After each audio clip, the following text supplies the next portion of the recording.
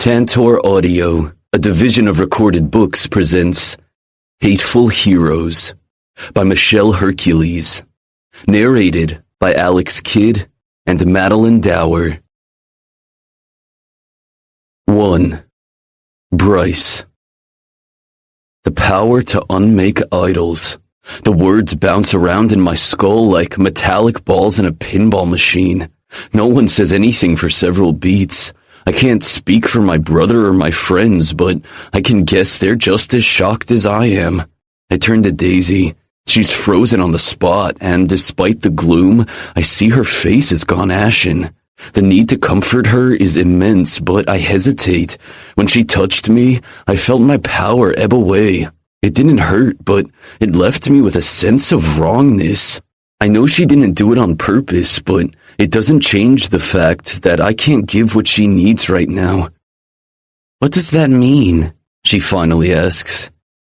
It means you can strip the power of an idol away, Mr. X replies. Permanently? Morpheus moves closer to her. Yes, the asshole knight responds. I know this is a lot to take in, and you must have 1,000 questions. Let's go in so we can discuss our next steps. Our next steps? Rufio takes an aggressive stance. Do you think we're working for you now? I didn't say that, but surely you must know how important Daisy is, the man replies. Cold dread licks my spine. Daisy is a newly minted idol with the ability to render anyone powerless. I can see how an organization like the Knights would like to take advantage of her. Over my dead body. She shakes her head. I'm not going anywhere with you. You kidnapped Bryce, spied on me, and who knows, maybe you even paid Mr. Rogers to toss me out of the window. Shit, she could be right about that little detail. I throw my ire at the man, ready to strike him again. If he had anything to do with her attempted murder, he's as good as dead. Mr. Rogers has no affiliation with us. He's part of the Neo-Gods, a radical group that preaches idol supremacy. We're fighting against them. So you say, I retort. But you knew exactly how long you should keep me trapped. So even if what you say is true about Mr. Rogers, don't deny you had intel that he was going to try to kill Daisy that day. Of course Gunther didn't know what Mr. Rogers' plans were. Mr. X looks at Daisy pleadingly. You know I'd never let anything happen to you, sweetheart. Don't call her that, Phoenix snaps. This is too much. I want to go home. Daisy hugs her middle, shrinking into herself. Phoenix moves closer to her, but she steps away, almost as if she's fearful of what she could do by accident. My heart constricts in my chest. I hate seeing her like that, and not being allowed to offer her any comfort. Damn everything to hell. Daisy, we really should take... Gunther begins. No, you've manipulated me long enough. We're leaving. Daisy grits out, projecting an energy field so strong it raises the small hairs on my arms.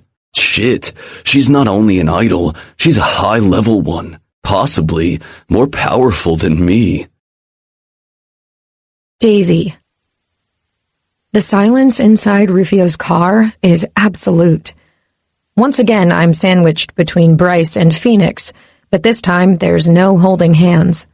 Since Mr. Silverstone dropped the bomb that I have the power to unmake idols, the change in the guys has been impossible to ignore, just like the gap between our bodies is now. I can't blame them. No one knows how my gift works. What if I accidentally take their powers away with a mere touch? I dip my chin and wriggle my hands together. Killer hands. I slashed and struck 2 men without mercy or thought. Now their deaths sit heavily on my conscience, despite what Bryce said. I can't reconcile the idea that they were evil because they worked for Phoenix's father. Vargas the butler also worked for the vile idol, knowing what he did to Phoenix. But in the end, he called for help. But if he knew what his employer was doing to his own son, and he was actually working for Xavier, why didn't he try to help Phoenix sooner? Ugh! There are so many questions that need to be answered. So many pieces missing in this giant puzzle that thinking about it is splitting my skull in two. I press the heel of my hand against my forehead and close my eyes. "Daisy, sweetheart, are you okay?" Phoenix asks. The term of endearment is like a balm over my bruised heart. I open my eyes and turn to him. "I'm getting a headache. Nothing major." His face is still a mess of welts and dried blood. Gazing at him makes my chest hurt like a mother. I raise my hand to touch his cheek, but I catch myself just in time. I drop my arm and look away. "You can touch me," he says, before he tries to grab my hand. In a knee-jerk reaction, I twist away from him, which sends me flush against Bryce. There's an energy convergence where we touch. It crackles and makes the small hairs on my arm stand on end. I pull away from him almost immediately. "Sorry," I mumble. "Daisy," Bryce starts. "What was that?" Rufio asks, with a hint of alarm in his voice. "Nothing. Keep your eyes on the road," Bryce grits out, almost as if he's angry about something. My stomach coils tightly, and the sense I've done something awful increases. I shrink into myself, biting my lower lip to keep the tears at bay. I've never felt more wretched in my entire life. I should have called shotgun. No risk of me bumping into anyone by accident. Morpheus turns in his seat and stares at me. "You look distraught. Are you in pain?" At once, everyone is looking at me, including Rufio in the rearview mirror. "Are you?" Bryce asks, his voice tight. "No. How far are we from campus?" I ask to change the subject. 10 minutes or so." I drop my eyes to my lap and ignore their scrutinizing stares. When we got on the road, I was tempted to ask Rufio to take me to Rosie. But considering how we parted ways, and the fact that I'm now an idol, I decided against it. How am I going to tell my sister I turned into something she hates? Maybe that's what's troubling me the most. I've lost so much already. I can't bear to lose Rosie's love, too. The 10 minutes feel like an eternity. No one speaks the rest of the way, and when we arrive at Gifted Academy, I don't make eye contact with any of them while I walk to my room. They leave me alone during the trek, but as soon as I stop in front of my door, Phoenix touches my forearm. "Daisy." I jerk away from him. "Don't touch me." He winces as if I'd slapped him, and the glint of hurt in his eyes is almost too much to withstand. "I'm sorry," I say quickly. "I don't want to risk, you know." "You're not going to take my powers away." "You don't know that." With shaking hands, I try to open my door. Impossible. "I don't think you should be alone right now. Why don't you spend the night with us?" Rufio suggests. My heart lurches inside of my chest. I'd give anything right now to be able to find comfort in their arms, but I can't. I shake my head. No, I need to be alone. Finally, I manage to unlock the door and escape into the confines of my room.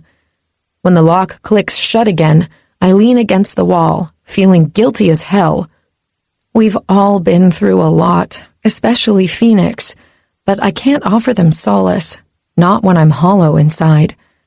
I choke on a sob, biting the inside of my cheek to keep the tears at bay for a while longer. I can't let them hear me bawling my eyes out with their super hearing. Crap on toast. That's an ability I now possess as well. It's easy to discern each of their steps as they walk away from my door toward their apartment. I hear the soft click of their lock as clearly as if I were standing in front of their door. Suddenly, I can't breathe right. My lungs constrict, and there's a huge lump in my throat. I brace my hands on my knees, fighting the bolt of anxiety attack with everything I have, which isn't much. I'm spent. Dark spots appear before my eyes, and my head feels light. I think I'm going to pass out. Forcing my legs to move, I stumble toward the bed. I'd rather collapse on my mattress than the floor. By a miracle, I reach my destination. Toppling forward, I hit my face on the soft pillow with my eyes already closed. It's the last thing I remember doing before I'm dragged into oblivion. Morpheus. I don't like this. Daisy shouldn't be alone right now, I say, tempted to go back out and knock on her door. She has a lot to process. We all do. Bryce walks toward the window, shoulders visibly tense. Without a word, Phoenix heads for his room. Damn. Here I am only worrying about Daisy, while one of my best friends has survived an ordeal I can't even begin to imagine. But I don't say a word or try to stop him. Phoenix, more than anyone else, needs time alone. When I turn to the living room, I find Bryce and Rufio staring in the same direction I was. Both have matching furrowed brows and hard-set jaws. I can't believe that son of a bitch was abusing Phoenix all these years, and we didn't know about it. It makes me so fucking mad. Rufio grabs an empty beer can from the coffee table and turns it into dust in the blink of an eye. It was probably the tattoo he had on his wrist that prevented him from speaking, I say. The mark of the binding god Ogmios. It had power over him. Daisy was able to figure it out. Bryce looks away again, folding his arms in front of his chest. I push my long hair back, but what I really want to do is yank it hard. I'm so frustrated with everything. What are we going to do about the Knights? I ask, to stop berating myself for failing Phoenix. Can Gunther Silverstone be trusted? No. Rufio and Bryce reply at the same time. All right, then we're on the same page. But what do we do? They've been keeping tabs on us for years, it seems. Shit, they knew Bryce had the ability to heal. How did they know that? I suspect my mother is responsible for sharing that intel. Bryce turns to me, his eyes narrowed to slits. How could she have known? Rufio asks in turn. I snap my fingers as the realization hits me. Your lineage. There must have been someone in your family who had the ability to heal. So, that wouldn't guarantee I'd be the one to inherit the ability. It could have been Rufio. There must have been signs when you were growing up, I reply. If they believed Daisy was meant to regain Magia's power, they wouldn't gamble with her life without knowing for sure you would be able to heal her. I could have failed or not arrived in time, Bryce replies through clenched teeth while his power increases tenfold, coiling around his frame like a living thing. The lights flicker for a moment before returning to normal. What if we play along with the Knights, for now, to see what they truly want? Rufio has a dangerous glint in his blue eyes. What about Daisy? I ask. They want to use her. Rufio runs a hand through his hair. Fuck. She's an idol now, with an extremely dangerous gift. Do you know how many people would want her dead if they knew? I continue. If they want Daisy, they'll have to come through me, Bryce states. And me, Rufio adds. I stare in silence at the two brothers who are usually like night and day, but today, they're the same in their determination to protect Daisy. Any fool would be able to read the devotion in their eyes. They've fallen in love with her. Her status change would send lesser idols running, but not them. And not me, either. I can't explain what I feel for her, but if anyone tries to harm her in any way, they'll wish they were never born. 2. Daisy. The sand is soft and warm under my feet. The water lapping at my heels is cool, though not to the point of giving me shivers, and the light breeze blowing my hair feels like a caress against my skin. In front of me, the white shore stretches for a few yards until thick, tropical vegetation rises into a wall of green and luscious foliage. Without fear, I move toward it, despite the fact that I can't see what's inside the rich forest. Any danger could be lurking behind the almost impenetrable barrier. My feet sink into the sand as I walk forward. With each step, my heartbeat increases until it's drumming so fast, it's all I can hear pounding in my ears. As I approach, the forest trembles, and like magic, The trees and shrubs part down the middle, revealing an idyllic landscape that takes my breath away. A beautiful azure lake reflects the light from the sun. Its crystalline water is peaceful and beckoning. Colorful huts surround the lake, and right behind the cluster of happy homes, tall trees rise to the sky, forming a protective wall around the settlement. They're connected by bridges and vine cables. At the top of those trees, more colorful structures stand on thick branches. But the most alluring detail of all is the people. Norms, fringes, and idols, all living in complete harmony. I can feel their peaceful energy rolling out in waves toward me. I'm staring at a paradise where races don't matter. This must be Starlight Island. I can't believe that after all these years, I've finally found it. I run toward it, eager to join the sanctuary, when the trees close in again, cutting me off from the village. The sky that until a minute ago was clear and bright blue changes into dark and ominous clouds.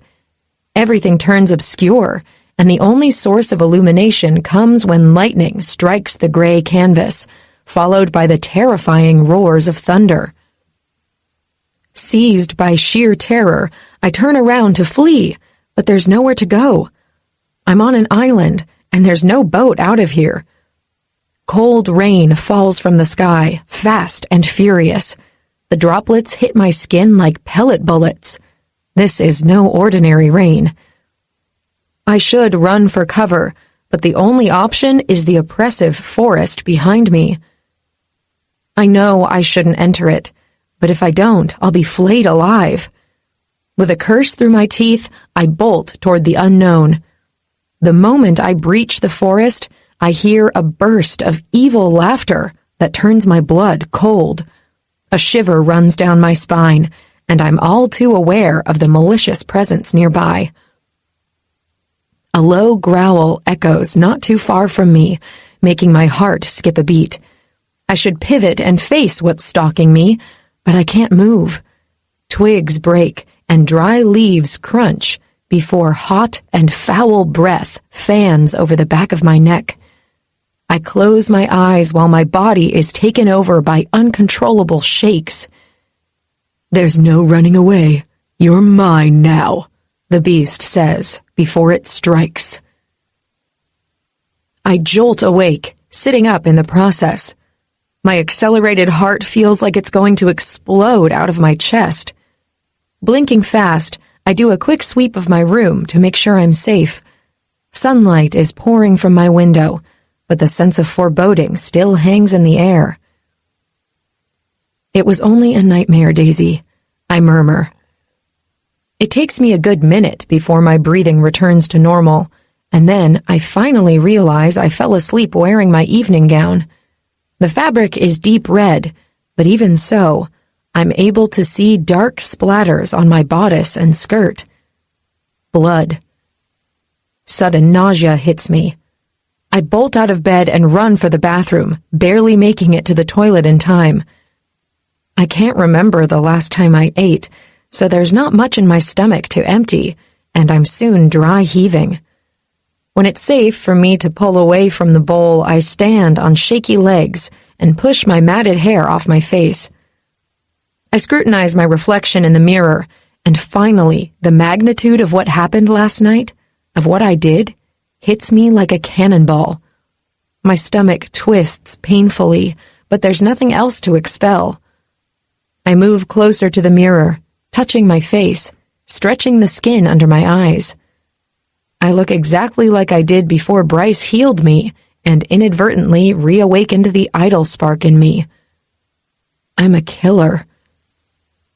The thought pops into my head unbidden, and immediately my legs become weak. Placing my hands on the sink, I lean forward, dipping my chin.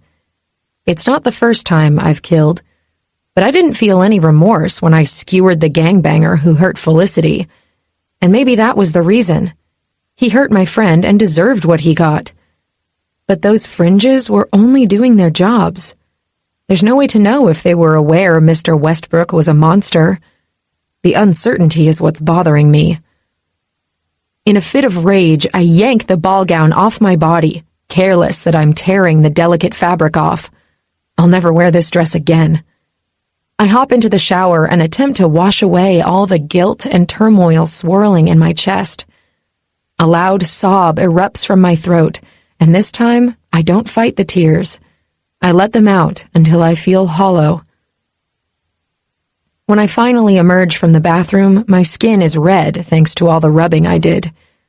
My stomach groans, reminding me that I haven't eaten in a long time. I put on a pair of sweatpants, an old t-shirt, and sneakers. It's the best I can do. I grab my debit card, praying the scholarship funds have hit my account already. The last time I checked my balance, I only had enough money to buy a bag of peanuts from the vending machine. Lost in my thoughts, I open the door without looking, unprepared for the body that topples down against my legs. I let out a yell as I jump away. Morpheus falls on his back with a soft thud. "Ouch," he says. Pressing my hand against my chest, I exclaim, "What the hell? What were you doing sitting against my door?" He sits up first and then jumps to his feet. His hair is pulled back into a messy bun, and there's scruff on his chiseled face. The roguish look suits him, and slowly my shock morphs into craving. I'm consumed by the urge to run my fingers over his chin, but it's a desire I must fight. The last time I touched him, I made his shadows disappear. Now I know why. "I was waiting for you to wake up," he replies sheepishly. My heart does a backflip, but I try to ignore it. "And you couldn't have waited inside your apartment?" "I wouldn't have been able to sense you were awake." "I've been up for at least half an hour." I cross my arms in front of my chest before my traitorous body decides to reach over. Why am I so tempted to connect to him? Could it be because now I can't? The corners of his lips twitch upward. "I dozed off." "Did you sleep at all last night?" His grin wilts and his eyes take on a haunted glint. "Not really. Lots to process. How about you?" I drop my gaze to the floor, ashamed that I slept like the dead despite everything. Yup, I passed out, actually. "It's understandable and quite normal." I look up again. Why is that? He shoves his hands in his jeans pockets and shrugs. "It was the first time you used your powers. That takes a toll on your body. You'll get used to it." A bout of anxiety pierces my chest, and I'm afraid I'll start hyperventilating again. The moment I step foot inside the school building tomorrow, everyone will know I'm an idol. "What's the matter, Daisy? Your face turned white all of a sudden." My stomach decides to protest just then, reminding me of the reason I was heading out. "You need food," Morpheus states. "Come on, things always look better on a full belly." "And after coffee," I add. He smiles, showing me his adorable dimples. The haunted look in his eyes fades away. He points toward the hallway. "After you." I hesitate for a second, biting my lower lip. "What is it?" he asks. "I might have to borrow money from you. I'm not sure if I received my financial aid yet." Morpheus pinches his lips and frowns. "Seriously, Daisy? You're not paying for breakfast." "Nonsense. I can pay." "I invited you, therefore it's my treat." I finally move, locking my door for good measure. It's pointless to argue with Morpheus or any of the guys. To them, paying for stuff isn't a big deal. But if I start accepting it, it'll make me feel like a moocher. All right, but please don't take me anywhere super fancy where they charge an arm and a leg for a plate of bacon. "Good grief, you really have the wrong idea about me," he replies with a chuckle. "You go here." I shrug to save face, but the truth is, I know nothing about Morpheus besides he has a scary gift. When we reach the garage, I discover I did indeed peg him wrong. I thought he was just like everyone else around here, swimming in riches. But Morpheus's car isn't brand new like the ones his roommates drive. It's an old Jeep with a few scratches and a bent bumper. I stare at the front of his car for a moment. I have to ask, is it safe to enter your vehicle? He follows my line of sight and makes a disgruntled sound. Yes, it is. I didn't crash my car, if that's what you're thinking. Phoenix did that. How? He got bored and decided to make shit fly. My poor car was a casualty.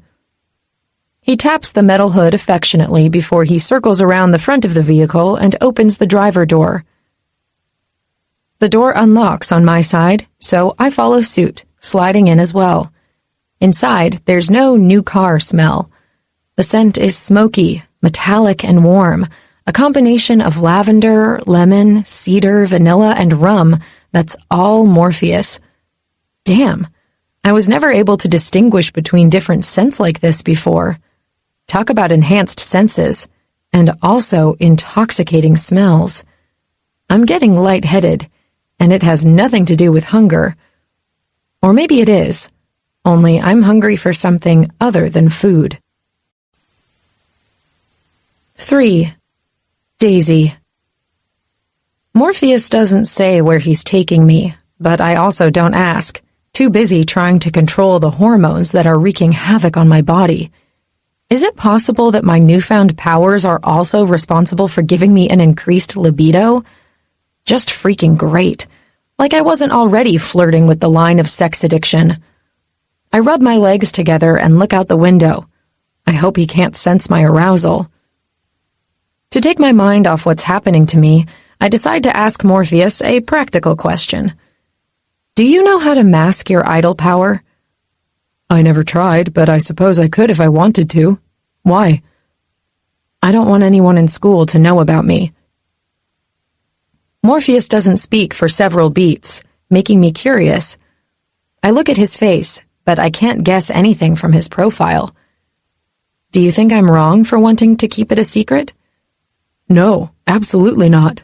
I'm in complete agreement with you. He signals to turn at the nearest exit, and after a few yards, he veers into the parking lot of a small diner. It's not even 9 yet, and the place is already packed. Popular spot, I say. Yeah, they serve amazing Swedish pancakes. My stomach grumbles again, as if sensing nourishment isn't too far away. I reach for the door handle, but Morpheus touches my arm, stopping me. I tense in an instant and pull away. I'm sorry, I shouldn't have done that. He looks straight ahead, clenching his jaw hard. Shit, I think I hurt his feelings. Morpheus and I have an undefined relationship. The attraction is there, at least on my part, but unlike his roommates, he's always kept his distance from me. He's standing firmly in the friend zone, and I'm unsure whether he wants to cross that line. As crazy as it sounds, I want him to do it. No, Morpheus, it's not like that. I don't know how my newfound powers work. I'm afraid to accidentally unmake you. He peers into my eyes with his brows furrowed. You're not going to accidentally unmake me. You don't know that. I nibble on my lower lip. Morpheus's eyes drop to my mouth, and I belatedly realize what it must look like. My face is on fire now. Let's go in. I'm starving. Wait. The reason I stopped you is because I wanted to tell you something. What is it? I can't possibly begin to imagine what you must be feeling right now. I was born an idol, and most of the time my power feels more like a burden than a gift. So if you need to vent, curse at the gods, I'm here for you. His offer turns me into a pool of goo. At the same time, my heart overflows with joy. I'd kiss him if I dared. Thanks, Morpheus. I really appreciate it. He answers with a panty-melting smile, and I swear the temperature in the car goes up by 100 degrees. Before I combust on the spot, I get out, taking deep breaths to calm down. Morpheus circles around to the front of his car and waits for me to join him. Ready for this? He asks. As ready as I'll ever be. It's not like I know anyone inside. I totally jinxed myself. The moment I enter the establishment, I recognize a few faces from school. Shit. And I haven't learned how to mask my power yet. The group from Gifted Academy is sitting at a booth in the back. 2 couples from senior year who, judging by their attire, haven't been to bed yet. The guys are still wearing their tuxes, albeit their ties are missing. The girls are in their skin-tight, sparkly evening gowns, but their makeup is more Halloweenish than glamorous. Hello, raccoon eyes. My throat becomes dry. If they see me, they'll know. Quick as a whip, Morpheus grabs my hand and drags me out of the diner before we're spotted. Stunned for a moment, I don't pull free from his grasp. His touch is warm and sure. But when something cold licks the back of my wrist, it sends an unpleasant jolt up my arm. With a gasp, I glance down. The shadows that sometimes cover Morpheus's wrists are writhing and spreading up both our arms. I yank my hand away. Morpheus twists his face into a grimace and covers his wrist with his other hand. "I'm so sorry," he chokes out. "Are you in pain?" I take a step toward him. With a grunt, he ambles toward his car. "No." "Don't lie to me. What can I do?" He rests his hand on the car's hood and dips his chin. "Shit, I think the god is coming back again." "The god? What are you talking about?" Morpheus looks at me, his face now completely white. "I can't explain right now. Can you drive?" "Hell, I can't say no. I really need to get my driver's license soon." "Yeah, sure." I take the key from Morpheus, careful not to touch his fingers. I don't think I sucked the power out of him when we held hands, but I have no idea what triggers my powers, so who knows. With my heart stuck in my throat, I slide behind the wheel and wait for Morpheus to take his seat. He grunts again, letting his head fall back against the headrest. His eyes are closed and his brows are furrowed, making a sharp V. A sheen of sweat covers his forehead, and with a quick glance, I see the shadows are restless, and now all the way up his elbows. "Where should we go?" "My parents' house. I need to see my mother." "Okay, where is that?" "Everdale." Crap.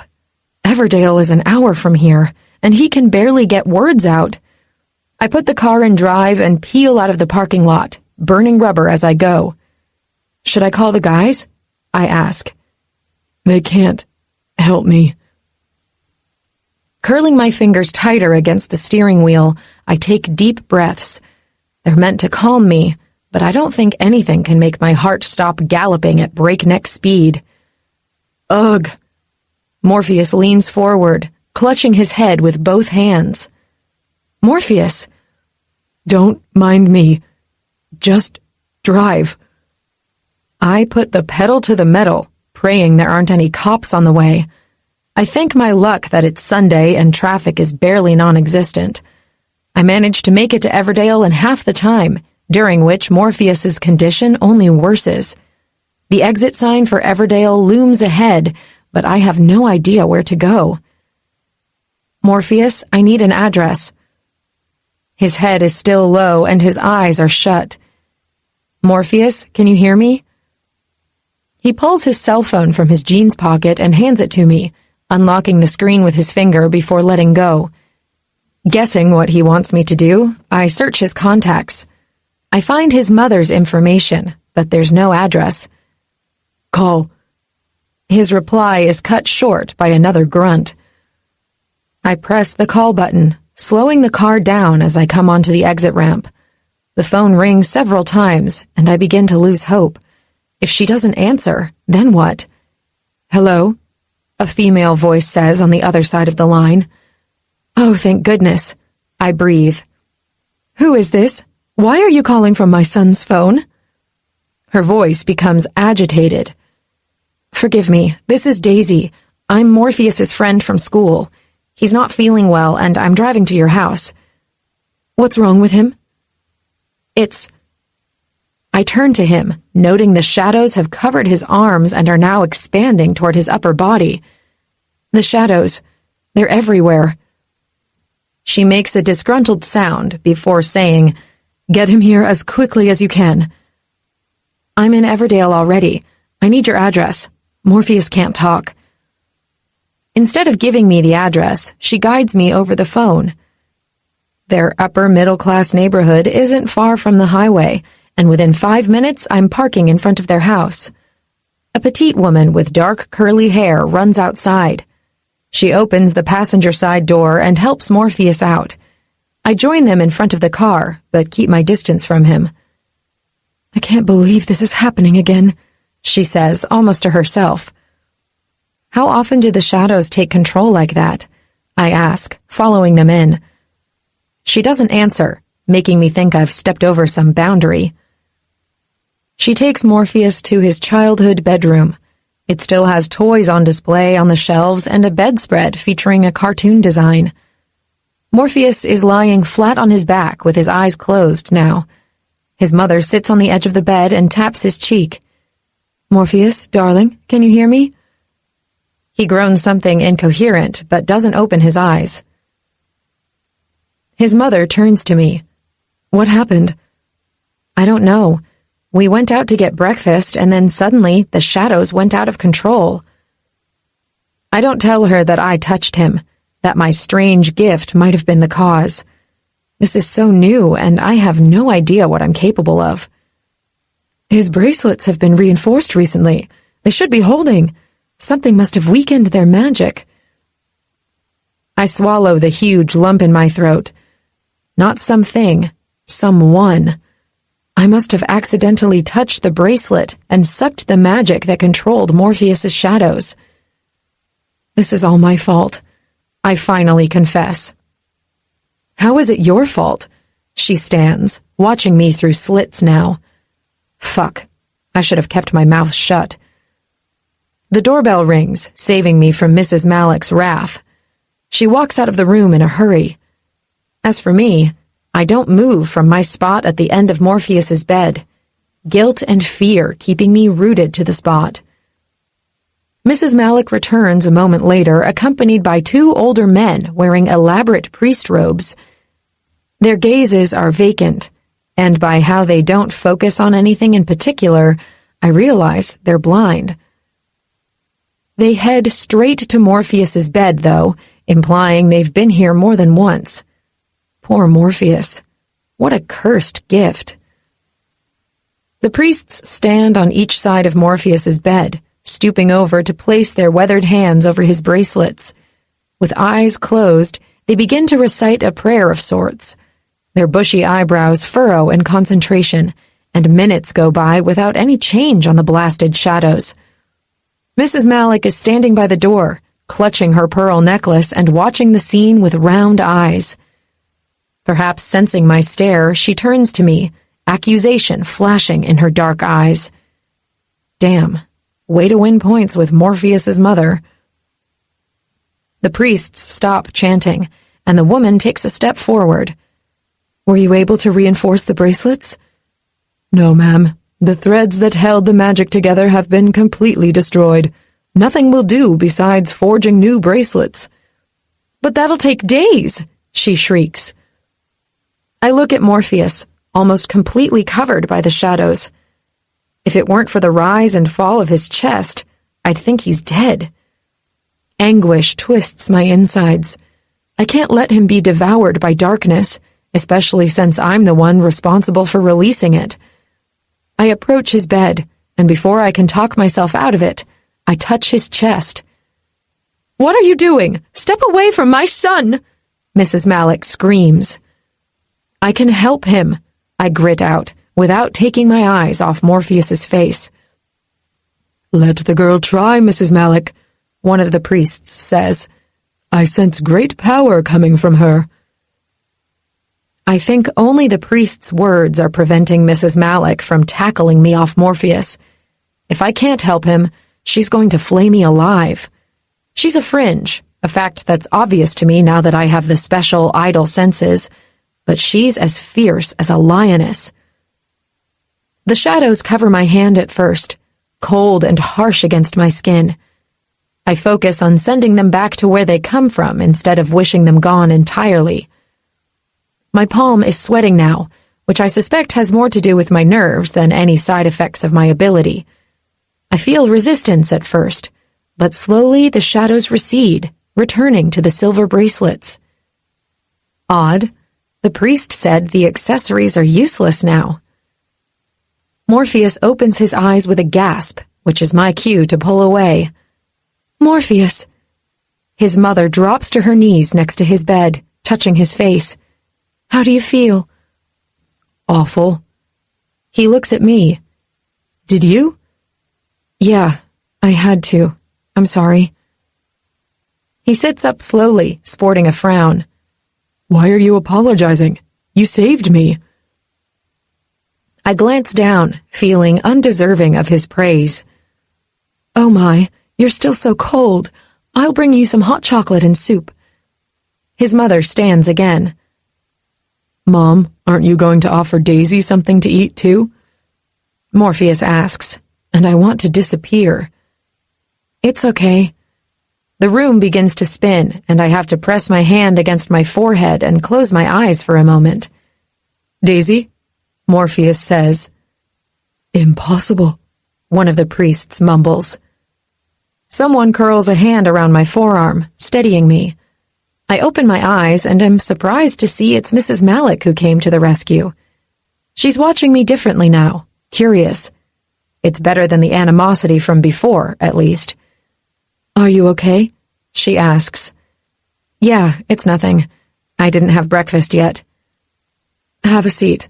I'll escort the Zions out and prepare some food. Okay. The Zions, blind as they are, have their eyes trained on me. I wonder if they're truly blind. They don't budge until Mrs. Malik urges them out the door.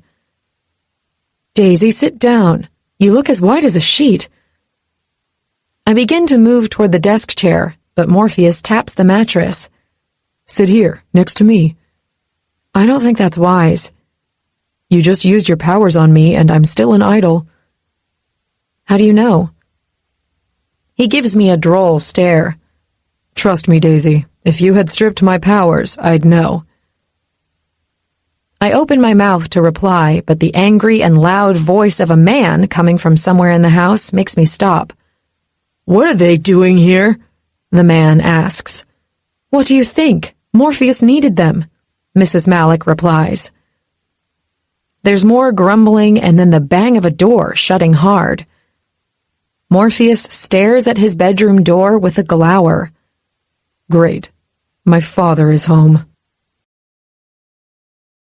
4. Rufio. I didn't think I could sleep despite being bone-tired. The fight at Mr. Westbrook's mansion took a toll on me. At first, we thought we were only dealing with fringes, but the asshole also had idols working for him. It's the reason it took so long for Morpheus and me to storm the place. To my surprise, I did fall asleep, even with all the thoughts whirling in my head. And apparently, I slept like the dead because it took relentless banging on our front door to jar me awake. I jerk to a sitting position with my heart stuck in my throat. My first thought is about Daisy, naturally, but it's another girl who's calling out from the hallway. I don't recognize her voice right away. My head seems to be stuffed with cotton candy. When I get to the living room, Bryce has already beat me to the door. Who is it? I rub my eyes and yawn. Renata Palm, Bryce grits out. I'm alert in an instant. What the fuck is Drusilla's minion doing here? Bryce yanks the door open. What do you want? I need your help. I push Bryce out of the way so I can glower at the girl. She's still wearing an evening gown, but her appearance is disheveled. Her eyes are red and puffy, and her mascara has run down, making her look like a zombie. You have some nerve showing up here, I sneer. I wouldn't have come if I had any other choice. Drusilla has gone crazy. Bryce scoffs. That's rich. Fuck off, before I decide to make you pay for everything you've done to Daisy. Renata's eyes turn as round as saucers. I'm sorry about Daisy. I don't have anything against her. I was following Drusilla's orders, like that's an excuse. My power swirls in my chest, and energy crackles between my fingers. The only thing keeping me from pulverizing the girl is the school rules. With a sob, she replies, I'm sorry. You have no idea how hard this school is if you're not part of a clique. You're not seriously trying to gain our sympathy with that pathetic story, are you? I ask.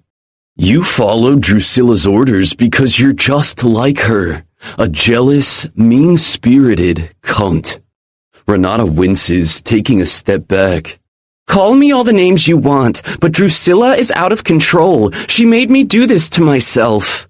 She pulls her strapless gown down, revealing cuts all over her breasts. The sight is gruesome and renders me speechless. Why? Bryce asks. I don't know. Renata covers her chest again, losing her shit. Fat tears run down her cheeks, and I don't believe they're fake. Not after what she showed us. We went back to our apartment after the ball, and she started acting strange, she continues. Strange how? I ask.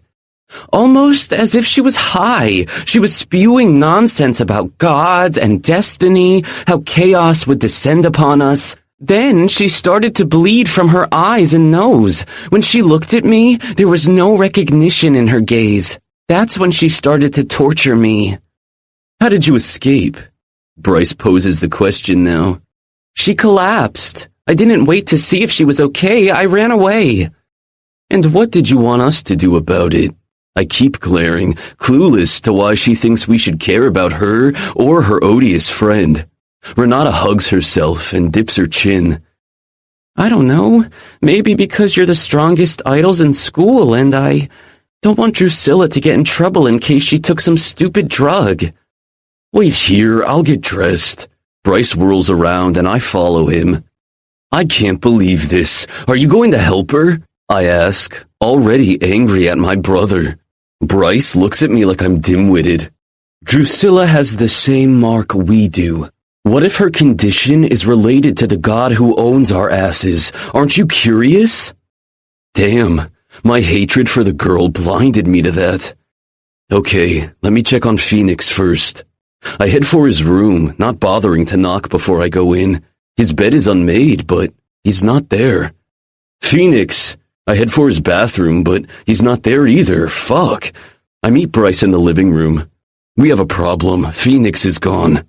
He pinches the bridge of his nose and lets out a string of curses. We'll call him on the way to Drusilla's. He looks to Morpheus's bedroom. Is he still asleep? Frowning, I go check. Unless he took something last night, he'd be up thanks to all the ruckus. No sign of him, and his bed is made. Morpheus bailed too. Maybe he and Phoenix are together. Bryce strides out without sparing me a glance, but when he walks in front of Daisy's door, he glances at it, pausing for a split second. As much as I want to find out what the deal is with Drusilla, checking on Daisy is more important. Shouldn't we? I start. She's not there. Bryce answers through clenched teeth and resumes his brisk pace.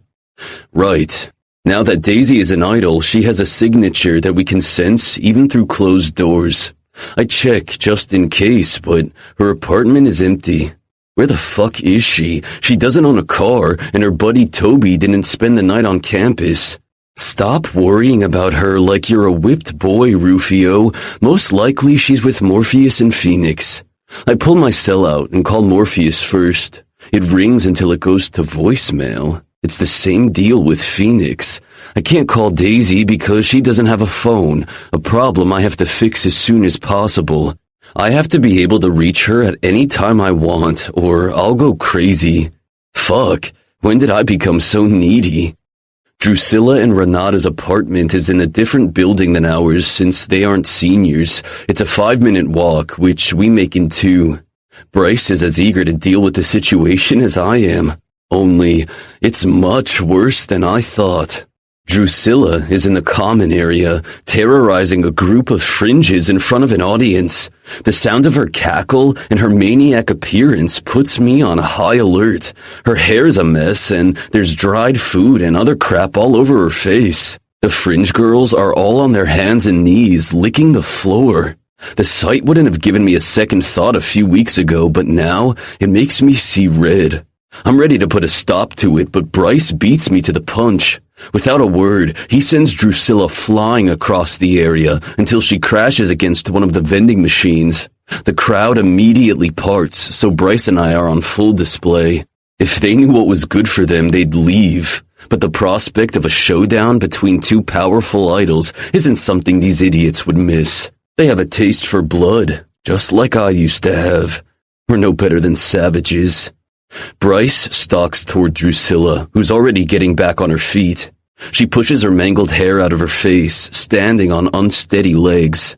Now that I can see her properly, I realize the gunk on her face is blood that poured from her eyes and nose. Her gaze is bloodshot and downright crazy. Oh, Bryce, I should have known you'd make an appearance. You've now become the knight in shining armor to all the worthless bitches in this school. You're out of your mind. What did you take? He asks.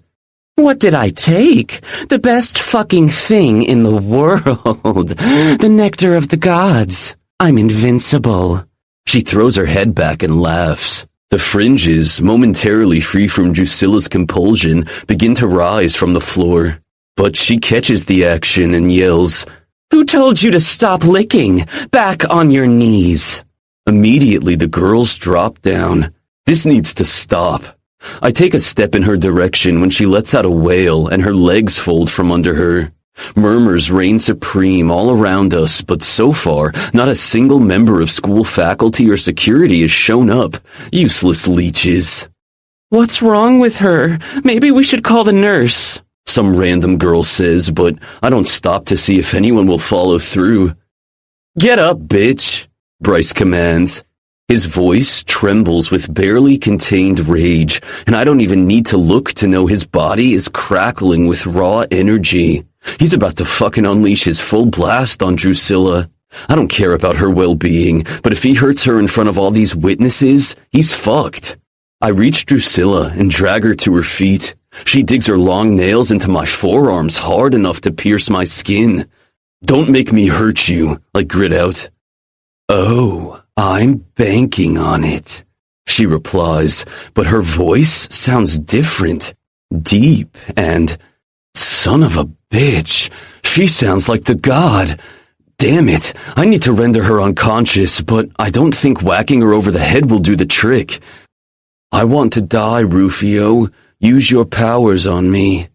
In an instant, my powers manifest of their own accord. It takes me a split second to understand Drusilla used compulsion on me, but I was never affected by it before. Damn everything to hell. Rufio, let her go, Bryce yells. I can't. My fingers tingle as my gift ebbs freely from them. Drusilla is still clutching my arm, and there's nothing I can do to stop her from crumbling to dust before me. Distraught gasps echo all around me, followed by Drusilla's demented cackles as she disintegrates. I break free when her arms collapse, but there's no stopping her complete destruction now. I gave her what she wanted, what she compelled me to do. In a few more seconds, she's gone. 5. Phoenix.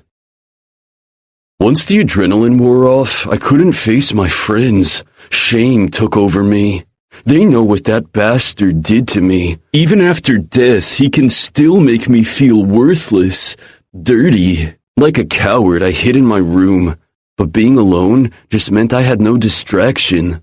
Memories of the abuse returned to haunt me, smother me. I was fucking glad I had a stash of silver voltage in my drawer. The dosage I took was enough for a week, but damn it, I took it all. Even so, oblivion was hard to come by, so I focused on the bright spot in the nightmare that was tonight. Daisy. Fearless and furious, she charged in that room of torture like a warrior goddess. She defied my father, not knowing she was an idol. It's no surprise I feel what I do for her. I don't even know what it is, only that it's overwhelming and absolute. I don't care that she has a dangerous gift, that she could strip away my godly powers with a mere touch. If I had to make a choice between not being with her or living my life as a norm, I'd choose the latter. Slowly, the numbness starts to spread through my body. Finally, the drug is doing its job.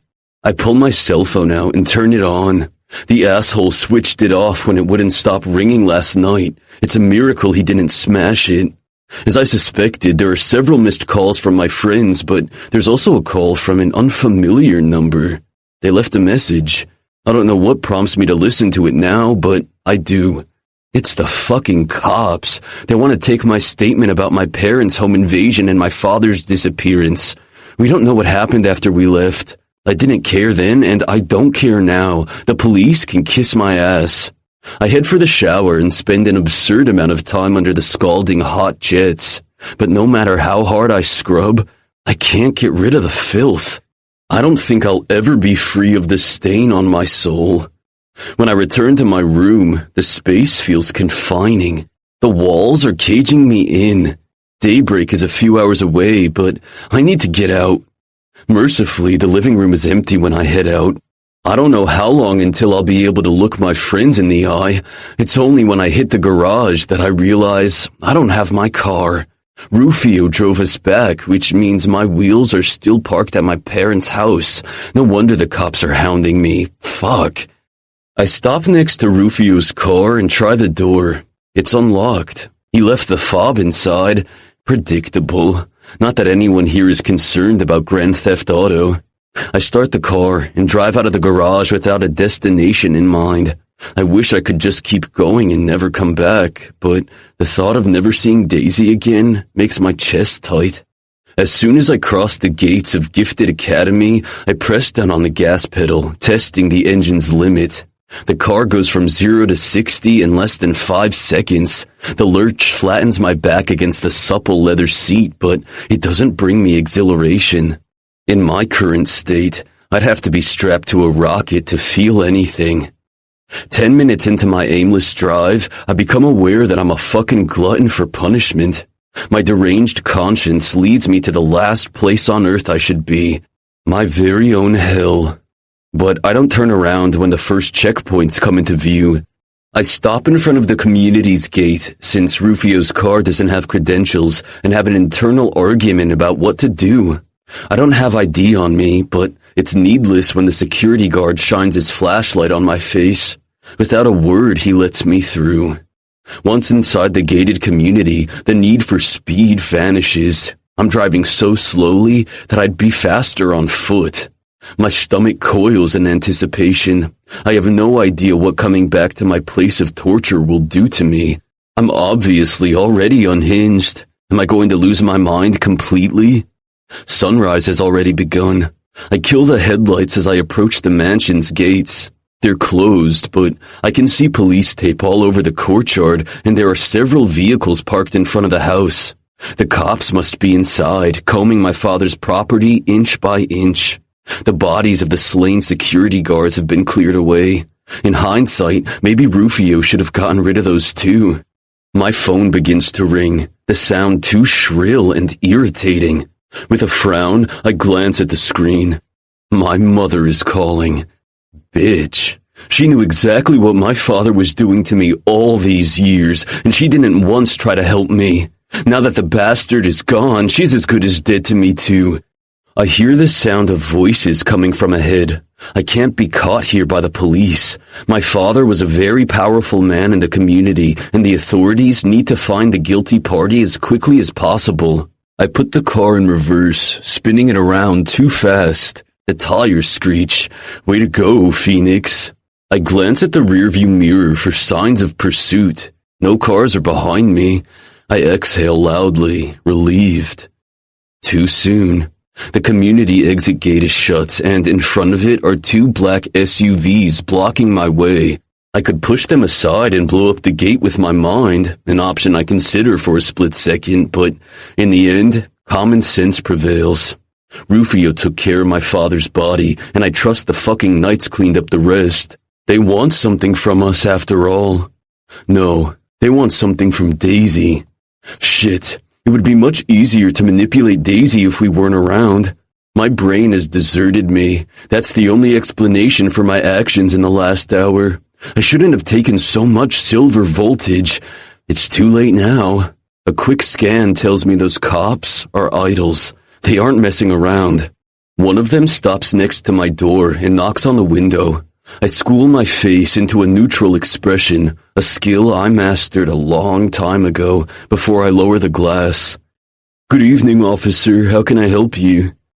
Mr. Westbrook, please step out of the vehicle, the unfriendly suit says. For what? I narrow my eyes, fully projecting my level 15 idol essence. I want this idiot to know who he's messing with. Sir, don't make me ask again. He puts a hand on his hip, showing me his taser. Idols are immune to bullets, but those suckers deliver an energy blast strong enough to fry an elephant. I fight the urge to roll my eyes. I can get a hold of his stupid weapon before he can blink. Seriously? Is that supposed to intimidate me? I ask because, why not? I haven't made a good decision in the last hour. Might as well keep the streak going. The guy curls his lips into a sneer. No, but maybe this will. He places his hand on the door, and in only a few seconds, the car's frame turns bright orange, and the temperature inside rises to almost the melting point. Fuck! I send the door flying into the distance and jump out of the car before I turn into ashes. Too bad I didn't hit the jackass in the process. Before I can do anything else, I'm hit on different spots of my body by several electrical shocks. I could have withstood one discharge, but not several at once. I fall on my knees with my jaw clamped shut. A metallic taste fills my mouth while I try to ride the electric currents without passing out. The motherfucker who melted Rufio's car stands in front of me. You should have done what I told you. I don't follow orders from those beneath me, I grit out. The guy chuckles, but he can't hide the rage in his eyes. So, I'm dealing with an asshole in a position of power, but with an inferiority complex. Just fucking great. It seems to me you're not as powerful as you think. He signals to someone behind me, and then cold cuffs trap my wrists. My powers become numb. Fuck, they must be using the same material the knights had access to. The cop who cuffed me helps me to my feet, but if they think I'm going to let them take me away without a fight, they're fucking wrong. I may not be able to use my telekinesis ability, but my core power, the gift to give people illusions, is barely affected by their feeble restraints. I could conjure up the nastiest scenarios. I have several from my own memories, but I opt for something simple and fast. I stick everyone around me into an endless void. The gasps that immediately follow give me a great sense of satisfaction. I prepare to bolt, but the infernal man who melted my mode of transportation is staring at me through slits. He's unaffected. How is that possible? Nice try, punk, but your illusions don't work on me. How the hell are you doing that? You're not powerful enough to block me. You're barely an idol. I get back onto my feet. True, but let me give you a free piece of intel. He approaches me, still displaying a smug grin. It pays to work for the right people. From inside his shirt, he pulls out a glass vial attached to a leather string, which he has around his neck. Your father made sure I was immune to your gift, in case you went rogue. Knowing this motherfucker standing in front of me worked for that monster makes me see red. What the fuck is that? What? You don't recognize your own blood? Your old man had plenty to spare. I heard he enjoyed pounding you on a regular basis. With a roar, I charge the man. Hands cuffed behind my back, be damned. He was expecting that and swiftly moves out of my way. Distracted by his goading, I lose control of the illusion, keeping his accomplices occupied. They recover fast and blast me again with their tasers. Excruciating pain comes first before everything goes dark. 6. Morpheus.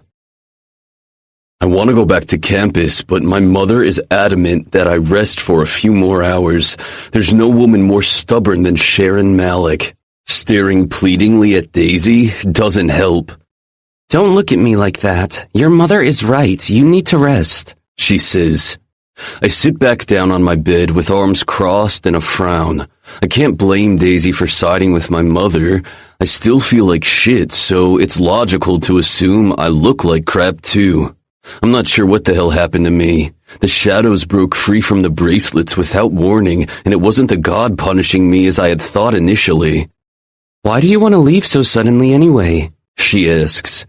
My father is home, and I try to avoid the man as much as I can. Why? She sits on the end of the bed, eyeing me with curiosity. Damn it, she's so pretty, it hurts. I can see signs of the ordeal she went through last night in the dark circle under her eyes, but it doesn't change the fact that she's stunning. My heart begins to beat a staccato rhythm, and my mouth goes dry. I realize I'm staring like a fool and didn't answer the question yet. Because he hates me. Her delicate eyebrows furrow together. How can he hate his own son? My chest feels tight.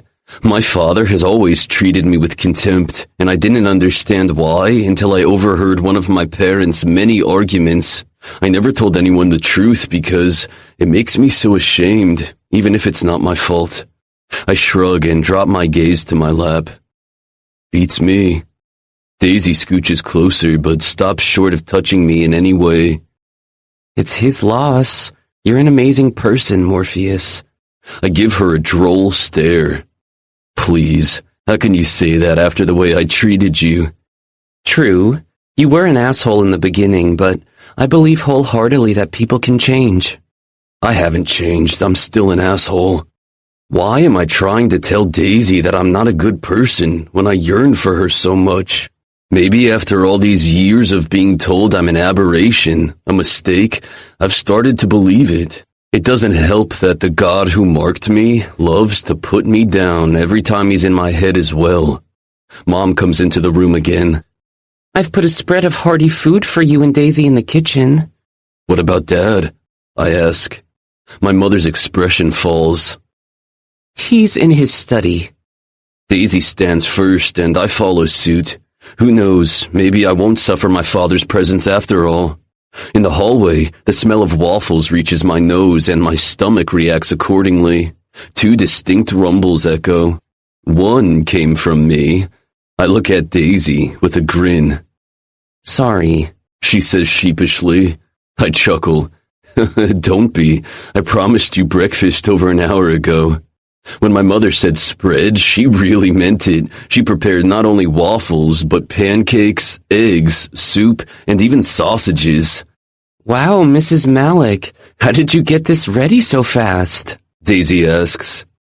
I suppose Morpheus never told you about me. She watches me with a playful accusation in her eyes. No, our friendship is new, Daisy replies and then smiles at me. My face goes hot in an instant. I'm glad I don't blush. Hell and damn, why am I acting like a shy schoolgirl around her? I'm a fringe, as you can tell. My gift is speed. Mind you, I'm not as fast as any of you kids, but I can make things faster than the average person. Daisy twists her face into a grimace, which my mother misses. I wonder what part of Mom's statement troubled her. Was it because she implied Daisy is an idol? Now, sit down before the food goes cold. Mom motions for both of us to take our seats. Daisy doesn't say a word as she fills her plate with a little bit of everything. She won't look into my eyes now, and I want to know what's troubling her. But I can't ask freely while my mom is around, hovering. When I manage to capture Mom's gaze, I plead with my eyes for her to leave. She shakes her head and grins, but before she can actually make herself scarce, my father stumbles into the kitchen. He's clutching a half-empty bottle of whiskey, and his eyes are bloodshot. "What are you still doing here?" he slurs. My spine becomes tense immediately. Fleetingly, I spare a glance in Daisy's direction. She's staring at my old man with round eyes. "Tarek, please." Mom moves toward him, but he sidesteps her. "Shut up, woman. Every time those damn Zions come into this house, it's because something is wrong with that freak." He points at me with hatred in his eyes. I wince, even though that's not the first time he's insulted me like that. I suppose it's worse now because Daisy is witnessing it. "Morpheus is not a freak." She defends me. "You should be glad to have a son like him." "Who the hell are you to tell me how I should feel about that aberration?" Dad stumbles forward, and when Mom tries to pull him back, he shoves her. She hits the counter hard and winces. I push my chair back and jump to my feet. "Don't you dare take your frustrations out on her." "She's my wife, and I'll do whatever I please." "Not in front of me, you won't." I purposefully bring the shadows back from their confinement.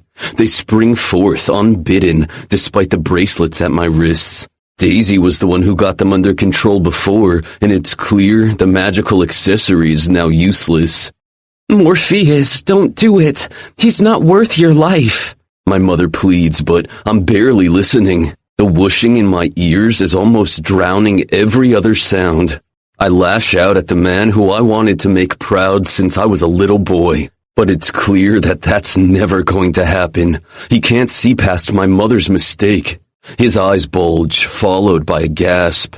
He drops the bottle of whiskey to the ground, shattering it to pieces before clutching at his chest. "Morpheus, please, let him go." Now it's Daisy who begs. Her voice pulls at my heartstrings, and I falter.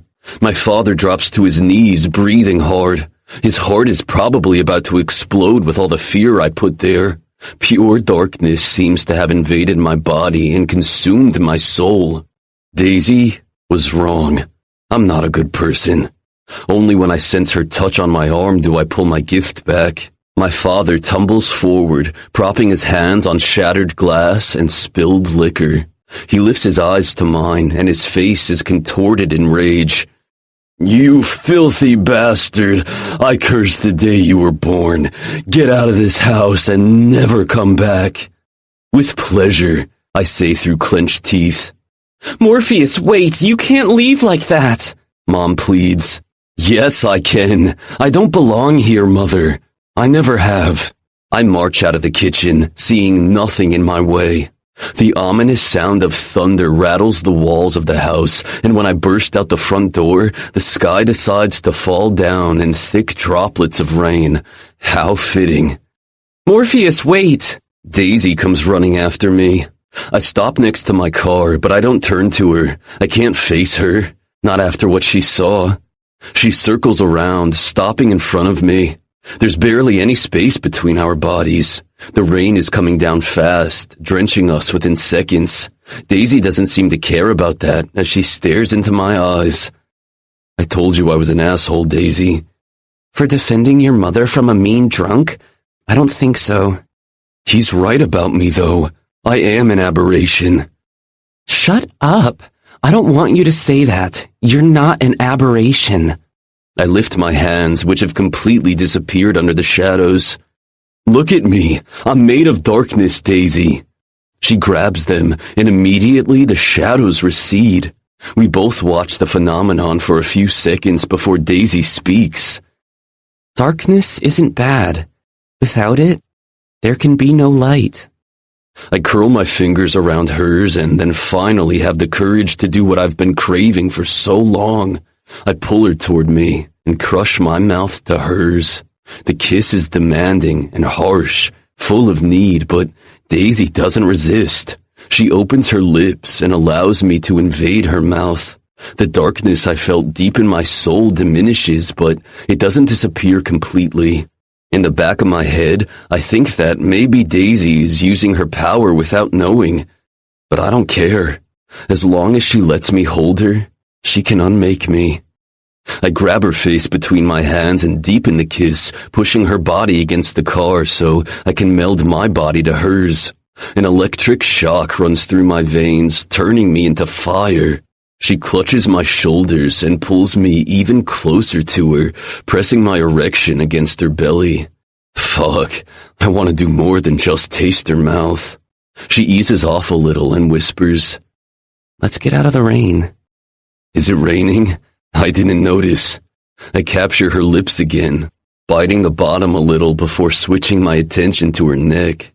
Daisy arches her back, and I take that as an invitation to pepper kisses toward the swell of her breasts.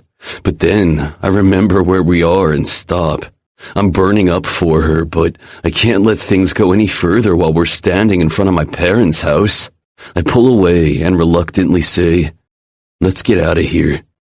Do you want me to drive? No, it's okay. I feel better now. And I need the distraction. Good. I don't have a driver's license. Really? We need to remedy that. She smiles tightly before walking around the vehicle. Shit, did I say something wrong? I slip behind the steering wheel, hating the feel of wet clothes against the leather seat. Daisy joins me inside, shivering. I turn on the engine and crank up the heater. Then I remember I left an old sweatshirt in the back seat of the car. I twist around and look for the discarded piece of clothing, finding it on the floor. Great. Here, it's a little dirty, but at least it's dry. Thanks. Daisy takes the offering and sets it next to her. She then bites her lower lip before peeling her wet t-shirt off. With a hard swallow, I force my gaze toward the road and put the car in drive. My dick, which was at half-mast, is at full attention again.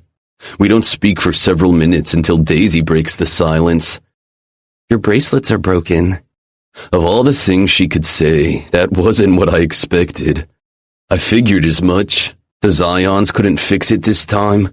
No, they said the magic in them was utterly destroyed. I'm afraid I did that. She looks out the window. How? I think I accidentally touched one of them. I suppose if Daisy can take away an idol's power, she can break an ancient spell, too. I have to actually learn how to control my gift without help, so don't beat yourself up for it. It's not only that. I think that when we kissed, I started taking your powers away. What if I can't control it? What if I can't touch anyone without unmaking them? Her voice rises to a shrill. I turn on the blinkers and pull up onto the side of the road. Why did you stop? She asks. I unbuckle my seatbelt and face her. You only had your full powers for less than 24 hours. It will take time to learn to master it. But what if I accidentally touch someone before I do? I grab her left hand tight, knowing she'll try to pull away. Practice on me. Her eyes go round. Are you crazy? What if I unmake you? You won't. How can you be so sure? Dropping my gaze to our joined hands, I take a deep breath. I never thought I'd be sharing this secret with anyone. The reason my father hates me so much is that I'm not his biological son. Oh, Morpheus. I hear the pity in her tone, so I'm quick to continue. Please don't feel sorry for me. Daisy pinches her lips together and keeps watching me intensely. Her beautiful hazel eyes shine with emotion. I feel sorry for him, not you. Shaking my head, I laugh derisively. I'm sure he wouldn't appreciate your sentiment. Do you know who your biological father is? Not his name, but I know what he is. What? She squeezes my hand tighter. He was a demigod, Daisy. Her eyes get rounder, and her bee-stung lips make a perfect O. Oh my goodness. That means you have the strongest link to a deity possible. You should be stronger than Bryce. Yeah, I know. 7. Bryce. Rufio, what have you done? I ask. My brother turns to me with eyes wide and a pale face. He opens and shuts his mouth, but no sound comes forth. Around us, the crowd stares in stunned silence. You killed her, Renata murmurs, covering her mouth next. Rufio's face contorts into an anguished expression, and it's what propels me to finally take action. I look around the room. There are 12 students, all of them with cameras in their hands. I don't think twice before I fry their devices with my mind, and also disable the security cameras, sending a destructive electric current through the relays to make sure nothing is left of the footage. Unfortunately, there's nothing to be done about the witnesses. I don't have the power to alter memories, but at least there isn't hard evidence of what happened here. I hope no one was broadcasting live. Fuck. I grab Rufio's arm and steer him toward the exit. What are you doing? He asks. We need to get out of here, I reply through clenched teeth. We can't just leave. Once outside, I whirl on him. Rufio, you just killed Drusilla. Do you know what's going to happen to you? Bryce and Rufio, come with me at once, a familiar voice says from behind me. Mother, we don't have time for your bullshit, I grit out. She takes a step toward us, her eyes flashing with anger. Do not argue with me. To my office, now. A violent gush of wind comes from her, creating a mini tornado around Rufio and me. She's never used her gift against us before, which means she knows exactly what happened, and she's furious. Fine, we'll come with you, Rufio shouts to be heard over the howling wind. The gale recedes, but our mother isn't paying attention to us now. She's glaring at the small crowd of students who followed us out. Get back to your quarters this instant. Any student found in the common areas today will be facing expulsion. Shit, what the hell is she doing? Imposing a crazy curfew like that on a weekend? She's rattled. Another first for her. That can only mean she doesn't have a solution to get Rufio out of the giant clusterfuck he's in now. We follow her, but at a safe distance. Her power is amplified, and it's rolling out in waves. One wrong word from us, and there will be hell to pay. She stops in front of the main building, and by the rise and fall of her shoulders, I can tell she's taking deep breaths. She whirls around, checking the perimeter. I do the same, noticing no one has followed us. I have to get you out of here, she tells Rufio. Where am I going to go? For now, we're going home. I have to think. She rubs her forehead and then resumes her brisk walk. We circle around the building and head toward the staff's parking lot. There are only a few vehicles there, being the weekend and all. How did you know about what happened? I ask, as soon as we're all in her car. I saw the beginning of the altercation on the security feed. I raced here. If I had been on campus when it started, I wouldn't have let things go that far. The entire thing was caught on camera before I cut the feed. How come no security guards came to stop Drusilla? I ask. Mom clenches her jaw so tightly that a muscle on her jaw twitches. It seems this was a setup. What I want to know is what possessed Rufio to kill that stupid girl in front of all those witnesses. Do you have a death wish? Is that what this is about? She compelled me to kill her. That's impossible. Drusilla was a level 12 idol. She wouldn't be able to compel you. She hasn't been a level 12 for a while, I say. Mom takes her eyes off the road for a second to look at me. What do you mean? She leveled up, Rufio replies. Leveled up? What do you think this is, a video game? There's no leveling up in real life. We don't know how she did it, okay? I lie. I can't tell our mother about the island of horrors or the god who roams there. She's too cunning. That knowledge could potentially be disastrous in her hands. I don't know what her plans are, but I have no illusions that it's something good. I'm not lying about Drusilla. She compelled me to turn her into dust. I'm not stupid enough to off the girl like that. It doesn't matter if you're telling the truth or not. No one will believe you, Mom retorts. I destroyed the recording from the security feed and also all the phones in the room. That ought to count for something, I argue. Mom snorts. In this day and age, at least one video must have been uploaded online before you had the foresight to destroy the evidence. Are you implying that Rufio will be prosecuted for murder? My voice rises. Only if they catch him. I'm not going to run away and spend the rest of my life hiding, he snaps. What do you suggest, Rufio? You killed the daughter of one of the most influential idols in this country. He'll want your head. She pulls up the driveway of our home. I was so engrossed in the conversation that I didn't even notice the ride. Mom must have driven like a maniac to make it here so quickly. If you want me to flee, this is the last place I should be, Rufio counters. Mom gets out of the car without saying a word. I turn in my seat to look at Rufio. Just say the word and we're out of here. And go where, Bryce? Let's face it, I fucked up royally. I should have known better than to get near that bitch. Don't blame yourself for what Drusilla did to you. Rufio laughs derisively. This wasn't even her doing. It was the god's punishment. He must know that Daisy is an idol now. He was too keen on destroying her. He didn't want Magia's powers restored. One more reason to make sure the authorities don't get a hold of you. Rufio's door gets yanked open suddenly, and our father is standing there. Get out, now!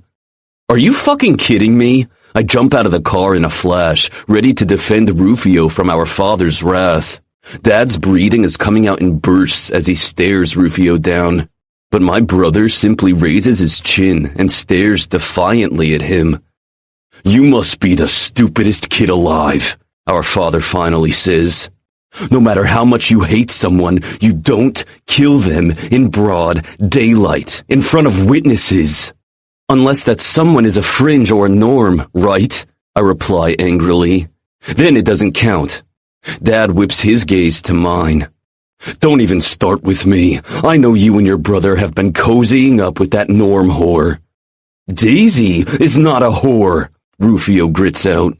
The slap on the face is swift. Rufio doesn't stand a chance to move out of range. Our father is also a level 15, and just like our mother, his gift is tied to the elements. In his case, he can control mineral materials. In a head-to-head confrontation, they would be equally matched in terms of power, but Dad has experience on his side. Plus, Rufio isn't thinking straight right now. Covering his face with his hand, he glowers at our father. Dark sparks of energy coil around his body, the telltale sign he's about to blow. Fuck. Go ahead, try to strike me, our father goads. You'll not only miss, but you'll also seal your fate. With a flick of my hand, I shove Rufio away from him. He slides across the courtyard, stopping a few yards from us. Bryce, what the hell? Ignoring him, I turn to Dad. Drusilla compelled Rufio to kill her. You may choose not to believe me, but that's the fucking truth. The question is, are you going to help him or not? The man stares at me through slits for several beats, and it takes a Herculean effort on my part to not squirm under his gaze. I'm stronger than he is, but years of oppression and brainwashing make me feel like I'm still a child. I'm aware of the circumstances your mother filled me in, he finally replies. I'm not running away, Rufio insists as he approaches. If that's your idea, forget about it. A glint of pride shines in our father's eyes. I'm glad to hear that, boy. So what's your plan? I ask. Mom was fresh out of ideas. Forget your mother. This is all her fucking fault anyways. If she had paid more attention to her duties as principal instead of mingling with the riffraff, this wouldn't have happened. That doesn't change the fact that Drusilla is dead, and her father will more than likely want retribution, I say. Dad sneers. I'm not going to lose my son thanks to some deranged bitch. It's high time you two step up to the role you've been destined for. Rufio furrows his eyebrows. What's that supposed to mean? You're coming with me. 8. Phoenix. A splash of cold water on my face jars me awake. My hands are cuffed behind my back and I'm strapped to an uncomfortable metal chair.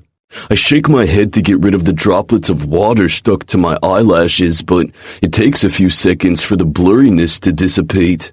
The smug cop who had a vial of my blood hanging around his neck is standing in front of me. Sorry to wake you so roughly, but time is of the essence. You can't keep me trapped like this. I've done nothing wrong.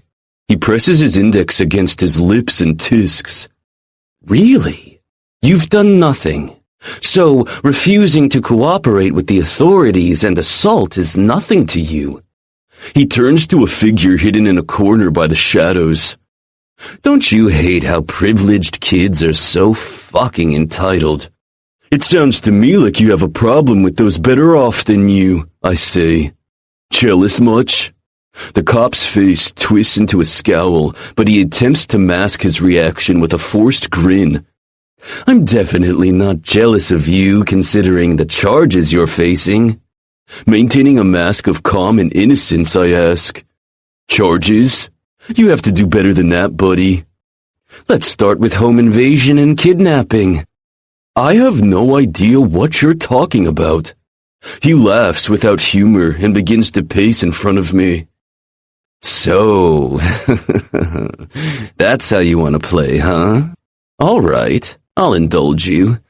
At approximately 1 a.m. today, your father's property was invaded by a group of idols who killed all the security guards.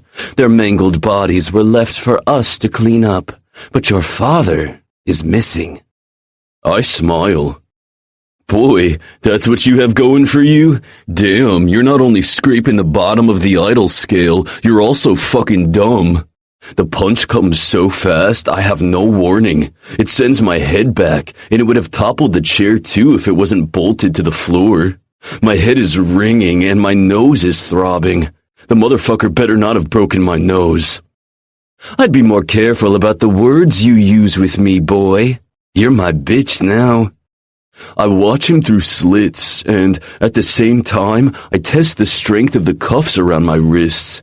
They're still dampening my powers, but not completely. I bet I can break free if I focus hard enough, and when I do, this asshole is fucked. Keep telling yourself lies if it makes you feel better, but you and I both know you can't keep me here. You have nothing on me, and I bet the security tapes you've confiscated from my parents' house showed zilch. I'm totally bluffing. My mind was reeling when I left my father's property, and I have no fucking clue what was done to the tapes. But my gamble pays off. The asshole's brows scrunch together, and his lips become nothing but a thin, flat line. Cut the bullshit, you little fuck. Where's your father? I don't know. You're lying, and I have no qualms about using creative ways to extract the information from you. He lifts his hand, which is now ablaze. How about I start off by melting your pretty face away? I bet your lady fans would love that. He's not bluffing. I seriously doubt this chump is an actual cop. He approaches me menacingly, his eyes filled with mirth. I try to ignore the nearing flames, focusing instead on fighting the material that's dampening my powers. I don't need to overcome it completely, only enough to break free from the cuffs. His hand is mere inches from my face now. I'm going to ask you one more time. Where is your father? I don't answer because I need every ounce of focus. I picture those damn cuffs flying off my wrists, but I also sense the resistance. It's giving way, though. What is it, boy? Cat got your tongue? My nostrils flare when I give the final push. The barrier of dampening powers on the cuffs cracks, followed by the soft click of them opening. Faster than lightning, I jump off the chair, sending the cop flying back. He crashes against the interrogation room mirror, cracking the surface, and doesn't get up. His silent pal in the corner comes into view, a short, bald man with a round belly. He's chewing on a toothpick, and he looks as dangerous as a stool.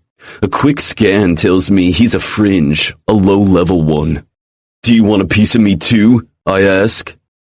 Nah, I was just here because Agent Torrance needs an audience when he's feeling particularly nasty. He turns to his unconscious coworker. Nice job there. The door to the interrogation room opens, and in comes someone I didn't expect to see at all. My mother. She's accompanied by another guy in a sharp gray suit. He's so tall and thin, he looks like death himself. "Phoenix, are you okay?" she asks. I don't know how to answer her question. It's the first time in my entire life that she's asked about my well-being. Not even when I was a small child did she show concern. Her eyes travel the length of my body before she looks over my shoulder. Her companion steps forward. "Have you been interrogating my client without his lawyer present?" he asks the fringe cop. Not me, sir, he was. He points at the asshole cop, still crumpled on the floor. "On what grounds? My son has done nothing wrong," Mom states vehemently. To be honest, I don't know, ma'am. Agent Torrance believes your son is involved in your husband's disappearance, but he has no proof of that. Between you and me, he's got nothing. What's going on here? Another cop comes in, eyeing the scene with suspicion. Who authorized you to barge into an interrogation room unaccompanied? The name is Mr. Fisk. I'm Mr. Westbrook's attorney. I was just informed that one of your agents has illegally detained and interrogated my client without any motive. What happened to Agent Torrance? The man asks. He slipped and fell, the short guy replies with a shrug. And you expect me to believe that? He puts his hands on his hips. It doesn't concern me what you believe or not.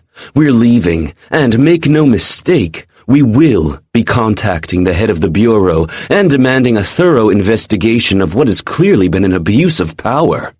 My mother's lawyer turns to me. Come on, son. We're going home now. My spine turns rigid in an instant, an involuntary reaction to the word home. But then I remember the reason that my stomach coils is no longer there to torment me. I walk ahead of everyone, ensuring I don't make eye contact with the new agent who came onto the scene. I have a suspicion he knew exactly what Agent Torrance was up to, and I don't want to give him any reason to keep me trapped here. As we make our way through the precinct, I feel everyone's gaze on me. This time, I don't keep my gaze down. On the contrary, I sweep the room and take a mental note of every single agent who's glaring in my direction. Those are probably the ones who were in my father's pockets. Do they all know how to neutralize my core gift, or was that information only Agent Torrance had?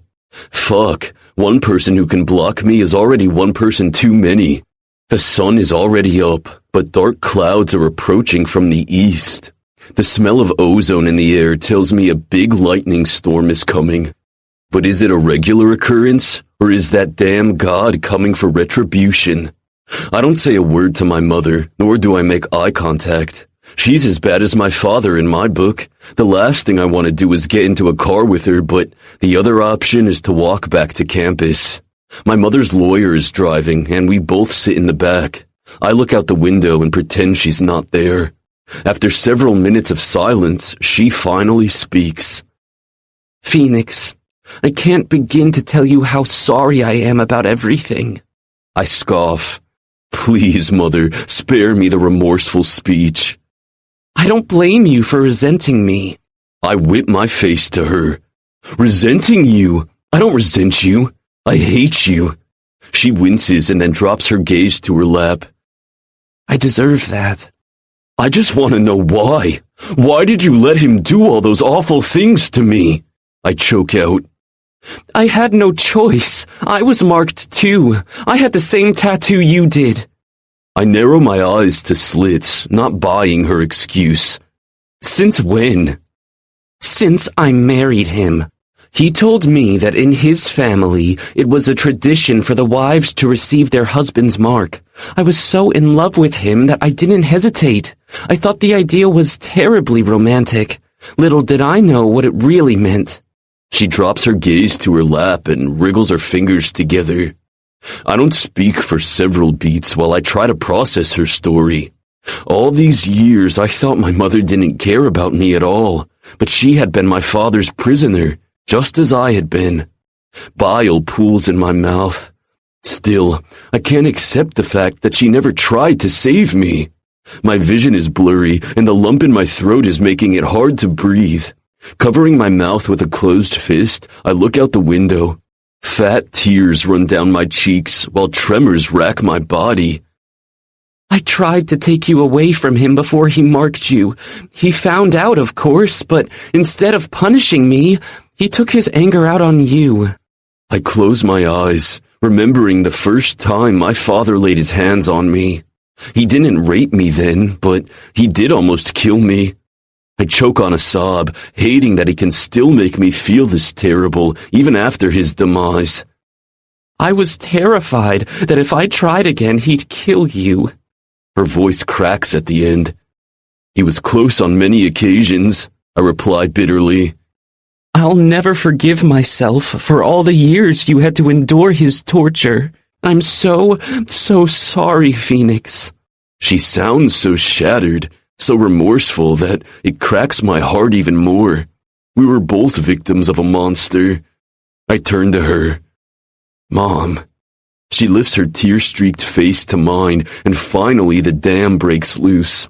I throw myself into her arms, and for the first time, she comforts me. The tears come faster and more violently. They're like a waterfall of all my suppressed emotions finally being allowed to break free.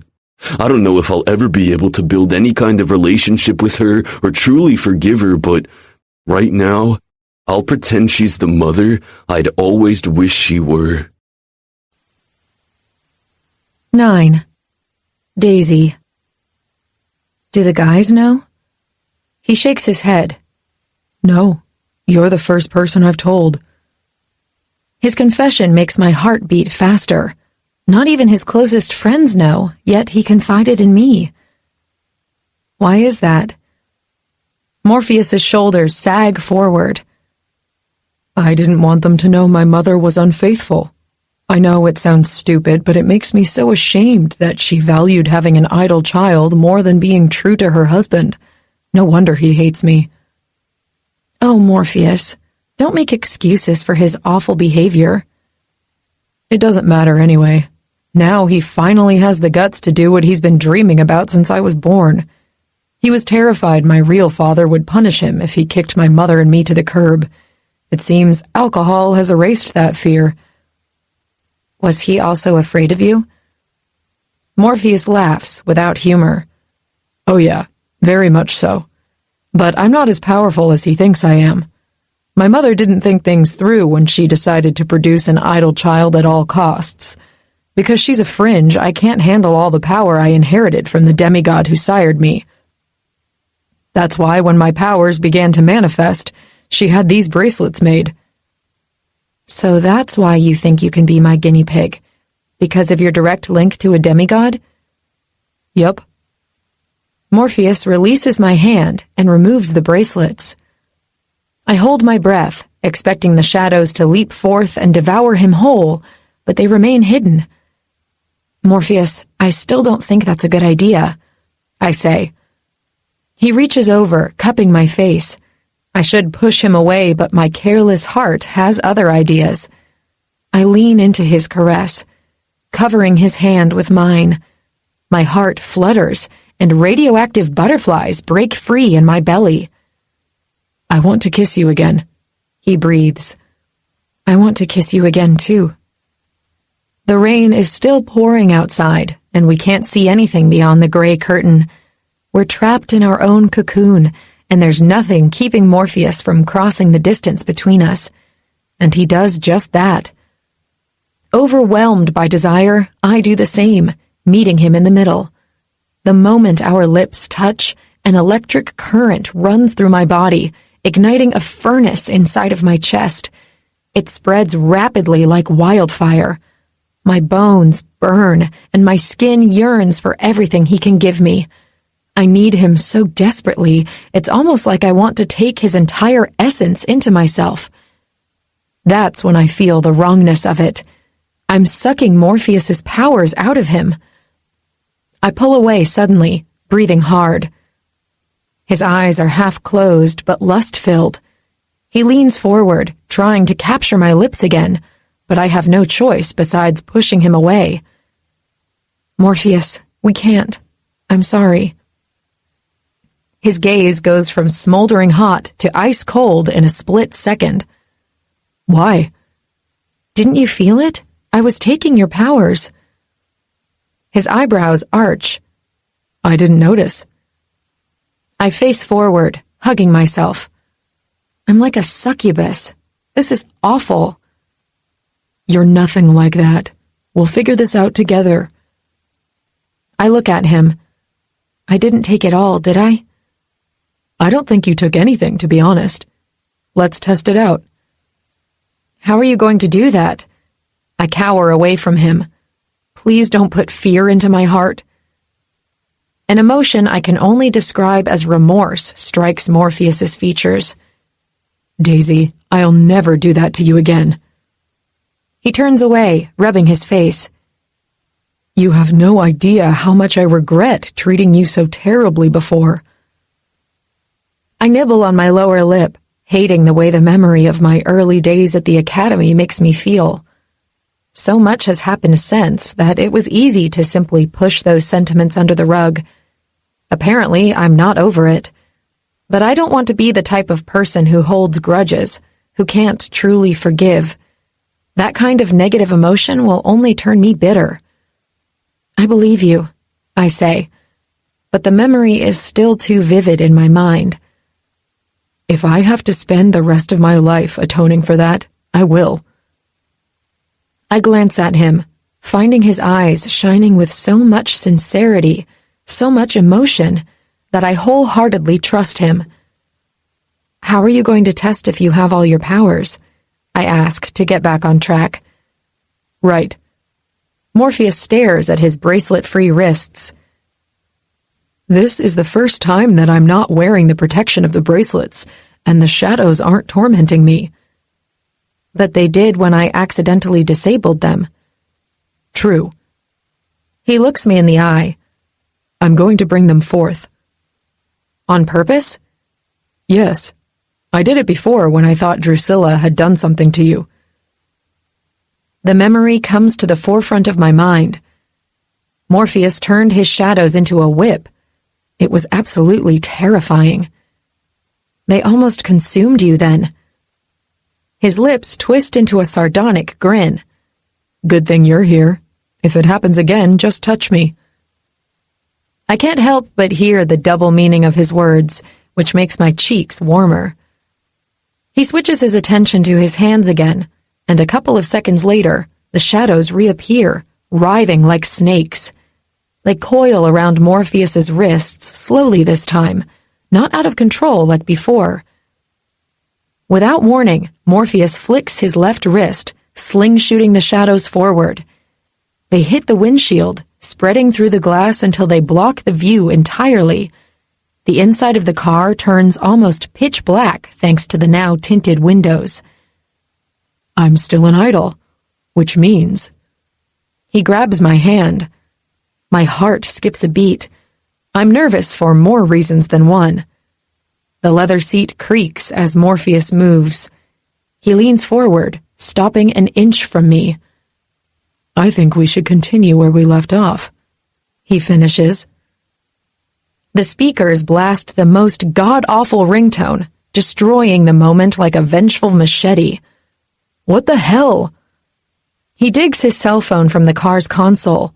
It automatically got connected wirelessly to the sound system. The incoming call's number is also flashing on the car's display. I frown, recognizing it. Why is Toby calling you? Is that who it is? Morpheus asks. Yeah, I memorized his number. At once, Morpheus answers the phone. Hello? He turns to me with eyebrows furrowed together. I'm not home, but actually she's next to me. Hold on. He offers me the phone. He wants to talk to you. I take the device from him, already worried. Toby, what's going on? Finally, I've been trying to reach you for hours. Why? Is everything okay? Is Rosie with you? My plan was to grab breakfast and then ask Morpheus to drive me to see Rosie, but the situation with him derailed me completely. Now, the urgency to see my sister returns with a vengeance. I have to talk to her. She's in her room. I'm calling you from your landlord's living room. She made me sleep on the couch, by the way. Like I was truly worried about Toby and Rosie sleeping in the same bed, considering everything that's happened in less than 24 hours. You sound agitated. I need to speak with you in person, but I don't want to leave Rosie alone. Can you get a ride here? I'm on my way. Toby, you're scaring me. Why can't you tell me over the phone? I can't, okay? When do you think you can get here? Morpheus must have heard every single word Toby said, because he lifts his arm and the shadows covering the windshield return to him. The rain is no longer coming down like it's the end of the world, and visibility is much better. In an hour or so, I reply. Good, I'll see you then. He ends the call before I can ask any more questions. Is everything okay? You heard him, right? Morpheus nods. Sorry, he was loud. Did he sound nervous to you? Yeah, a bit. He wants to talk to me in person. Do you mind driving me to my old place? Not at all. Morpheus adjusts his pants, reminding me of what we were about to do. The throbbing between my legs is also a tell. I'm disappointed and glad for the interruption. I was ready to succumb to my feelings for him, disregarding his safety. He may be confident I can't take away his powers, but I'm not so sure. When did you give your phone number to Toby? I don't remember ever giving him my digits, but Toby was involved with several school organizations last year. It's possible he got it from the school administration. He said he called Bryce, Rufio, and Phoenix first, but I was the only one who actually picked up the phone. That's strange. Do you think they're all right? They were all in their bedrooms before I left, and it's still quite early. His gaze lands on the digital clock on his dashboard. It's almost noon. How can you think that's early? It's Sunday, Daisy, and no one had any sleep last night. He replies, but his words sound hollow to me, almost as if he doesn't believe them. I'm mostly concerned about Phoenix. I look out the window. We all are. He wouldn't talk to us last night. He locked himself in his room as soon as we got into the apartment. You never suspected? I only started to notice something was off recently. As a matter of fact, it was when you came into the picture. I don't know what to make of that statement. Okay. I'm not saying this is a bad thing. I think you were meant to save us, Daisy. Don't be crazy. I'm not a savior. You're a warrior, dauntless, fierce. That's probably why we wanted so much to destroy you in the beginning. You upset the status quo. You challenged us. I was only trying to survive. I know. He reaches over and takes my hand. This time, the electric shock is mild, barely noticeable. You're not alone anymore. My heart squeezes tightly. Losing my parents at such a young age put me in survival mode and forced me to build a shield around it. My parents' death left a hole in my chest. If I pretended it wasn't there, I could face another day. But everything changed when Morpheus, Rufio, Bryce, and Phoenix came into my life. I couldn't have known how much they would mean to me in such a short period of time. Can I make a confession? I ask. If you want to. I think I'm more afraid now that I'm an idol than before when I was a hopeless norm.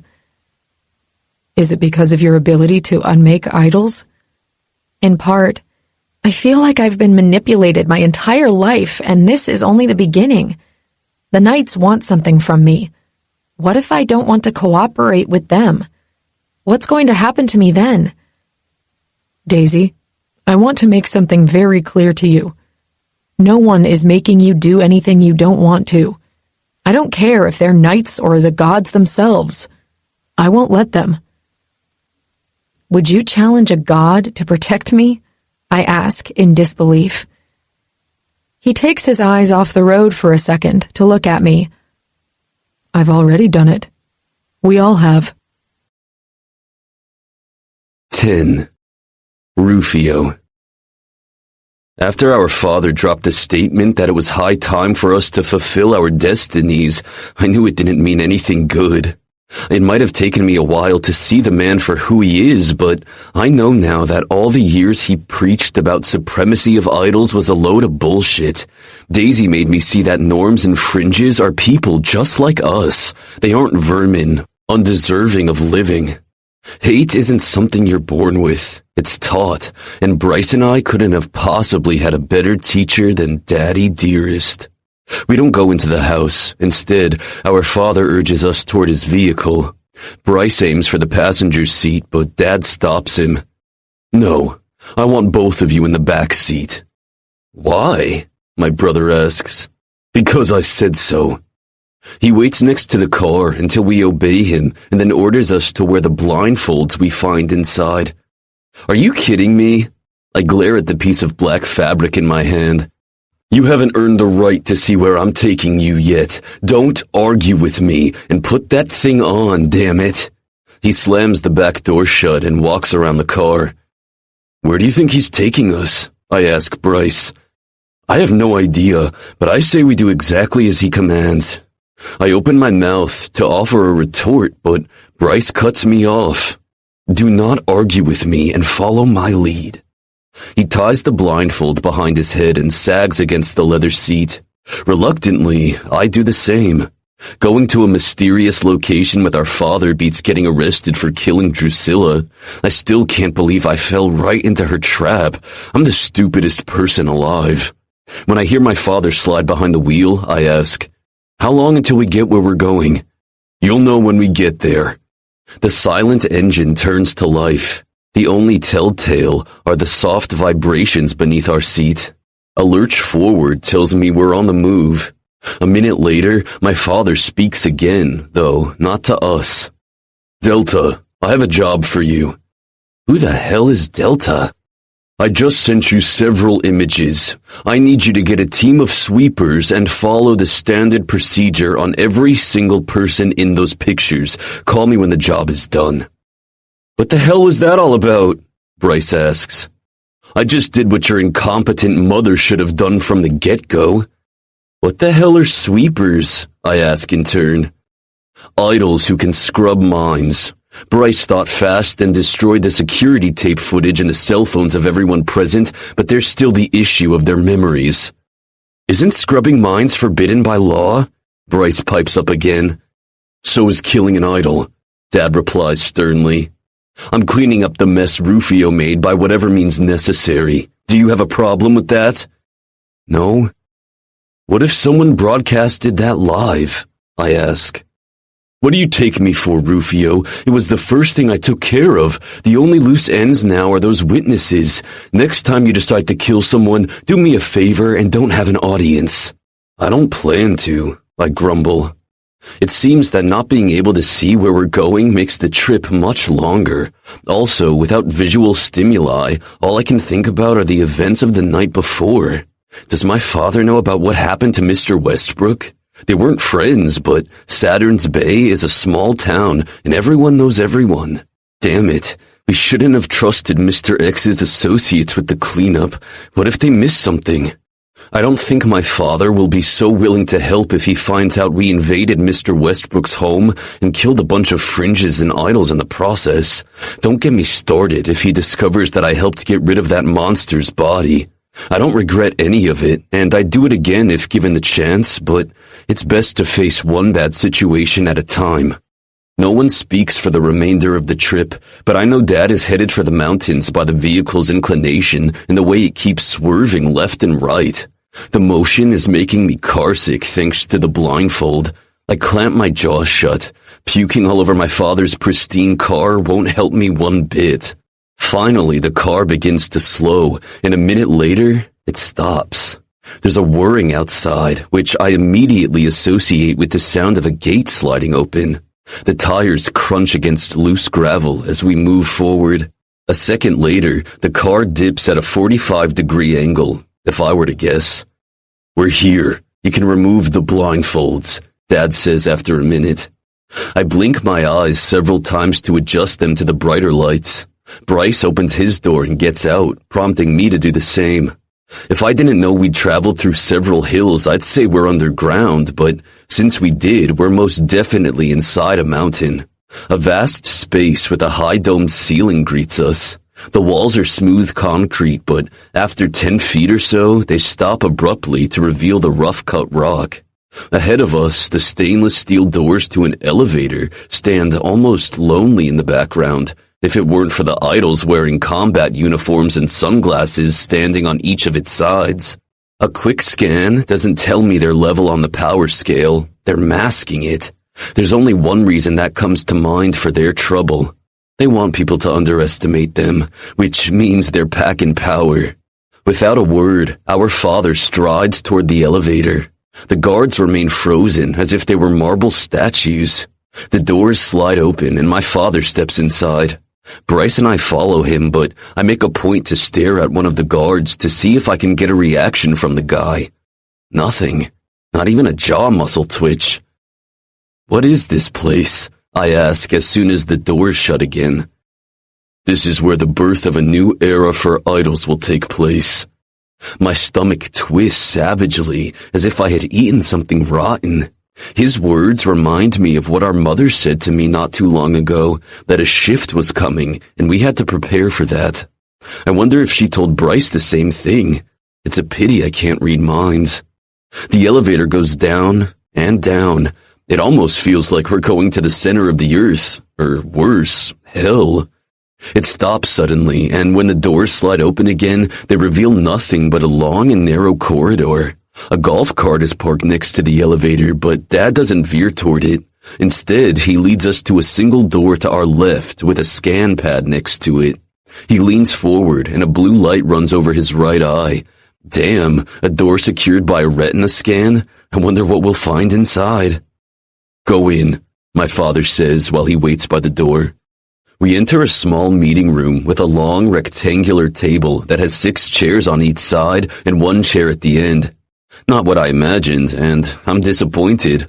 All that modern technology to secure a meeting room? Seriously? 2 idols are in the room, sitting at the end of the table.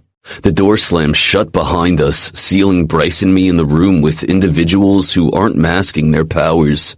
The man on the left is a hulking albino with short-cropped hair and pink irises. He's wearing a dark suit that's straining against his beefy arms. His traps are so developed that they almost make his neck disappear. The idol at the head of the table is, for lack of a better word, ancient. The man has so many wrinkles on his face that he resembles a Shar-Pei. He sits stooped in his chair, sinking against the supple leather as if his frail body frame can't support his head. But despite his feeble appearance, he's the most powerful being in the room. He's a level 17, just like my brother, but the added years of experience make up for the difference, I'm sure. My father strides in their direction and takes the seat to the old man's right. "Those are your boys, hey?" he says. "Yes, master." Wait, master? Hell and damn, is this a fucking cult? "I thought you didn't know if you could trust them," the albino guy says, making my spine rigid in an instant. Our father glances in our direction. "I have my concerns, especially after what happened today." "What the hell?" I say, ready to burst out of here. This is looking more and more like a trap. Bryce steps in front of me. "If you don't trust your own sons, why did you bring us here?" I move out from behind my brother, who I have no doubt is using his body as a shield to protect me. But I don't need his protection. I don't care if those idols are powerful. I am too. To prove I didn't waste my time by marrying your mother. War is upon us, and alliances must be declared, the old geezer says. Your father tells me you've been mingling with a Norm girl. Is she hot? The man gets a leery glint in his eyes, making me want to blow him to dust. Yes, for a Norm, Bryce replies coldly. She was a toy thing we shared. Ah, toys are good. I've been known to enjoy Norm pussy in my good old days. The man flashes his yellow teeth. As long as that's all they are. Toys to be discarded after you get bored. Naturally, she means nothing to us, Bryce continues. So you say, my father replies. But your mother also told me a similar lie, and in the end, she was fucking a Norm behind my back, so forgive me if I don't take your word for it. And you killed one of your own, the albino man adds. Drusilla wasn't one of us. Her best friend was a fringe. She didn't share the same values we do, Bryce adds. What the hell is he talking about? Drusilla was just like the other idols in school, a Norm hater, and I wouldn't go as far as to say Charisse was her best friend. Bryce is lying through his teeth. Was that the reason you killed her, boy? The old geezer looks at me. Fuck, I can't tell those suckers that she compelled me. I can't look weak in front of them. She got under my nerves and I lashed out, I answer instead. Are you saying you lost control of your powers? The albino man raises his white eyebrows. No, I said I lost my temper, not the same thing. I grit out.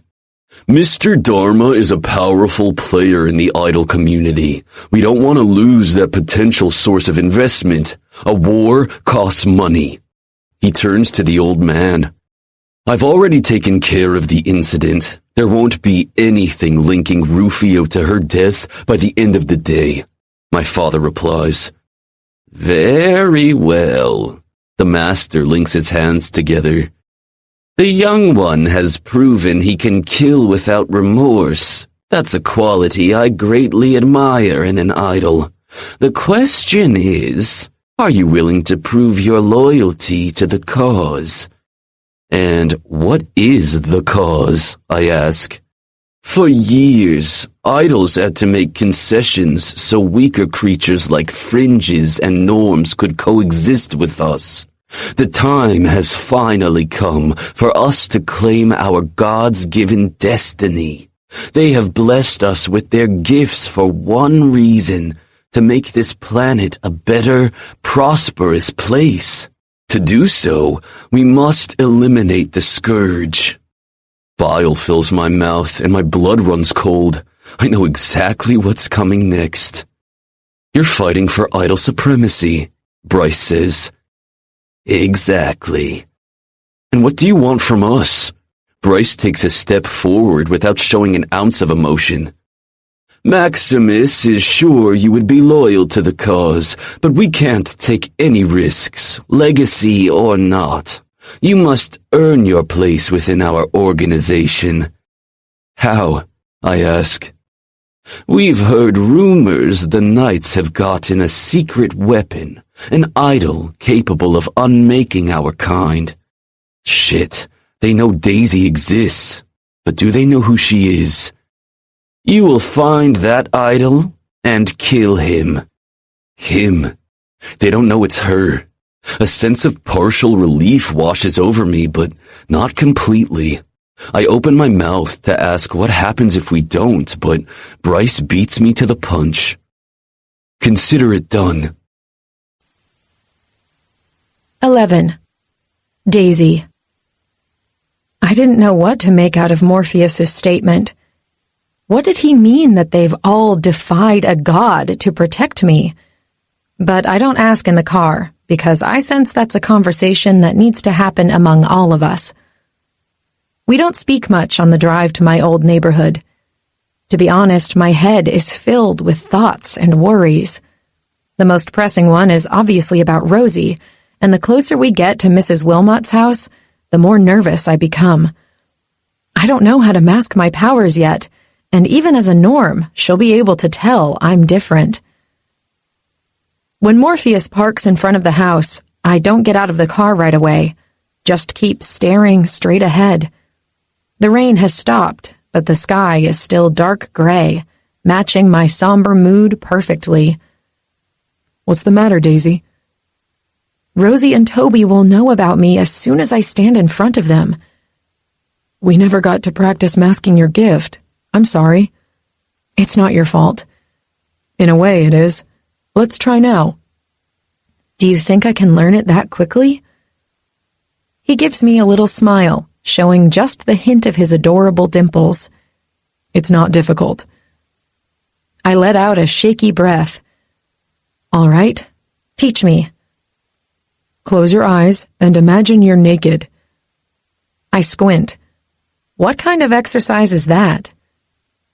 His smile widens and his eyes dance with amusement. I swear I'm not trying to be a perv. Do you trust me? Crazy as it sounds, I do. I close my eyes. Okay, I'm naked. Morpheus doesn't speak for several beats, which prompts me to open one eye to peek at him. His gaze is a little dazed, and I suspect he's also picturing me naked. Desire once again makes itself known, but I stomp on it for now. Hello, what's next? I ask. He clears his throat. Right. Your naked image is your power, bright and obvious to anyone who looks at you. Get dressed slowly, and with each piece of clothing you add, you're covering your power from prying eyes. I do as he says, even though the exercise is a little silly to me. I put on underwear, then a pair of jeans and a t-shirt, but even so, I'm not completely covered yet. I can still see the brightness peeking out from underneath my clothes. I add a thick sweater, a scarf, gloves, and top it all off with a ski mask. The only thing showing now is my eyes. When I look at Morpheus again, the smile is still plastered on his beautiful face, but the shining in his eyes is pride.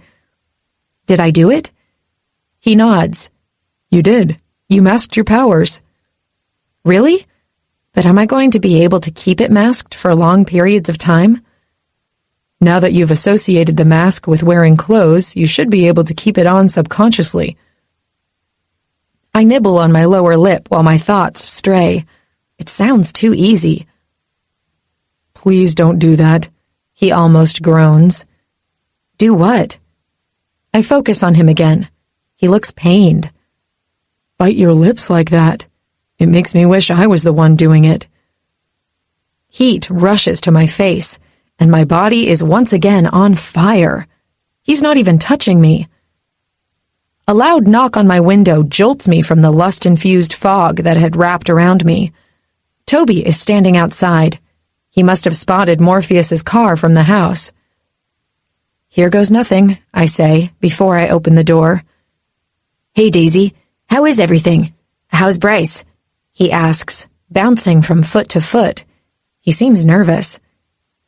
Toby, is everything okay? Did something happen to Rosie?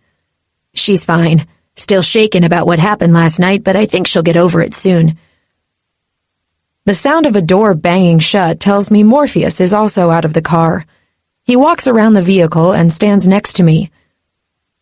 You said you wanted to talk to me about something. What is it? I ask.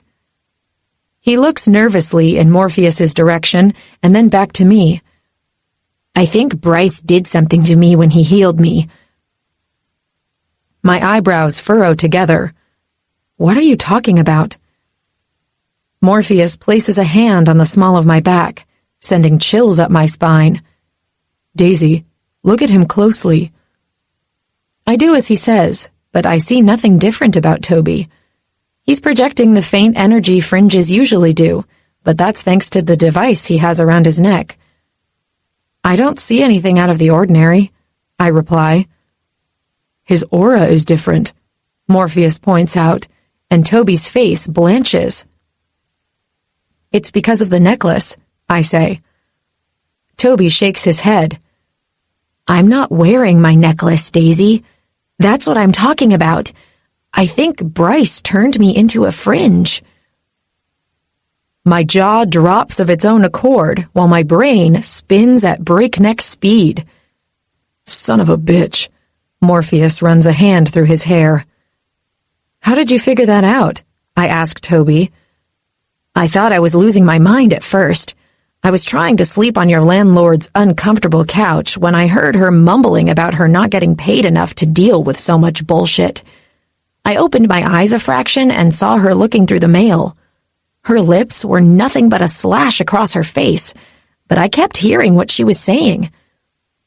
Are you implying you heard her thoughts? I ask. I don't know, to be honest. When Mrs. Wilmot went quiet, I thought I'd hallucinated the whole thing. Then I went to see Rosie.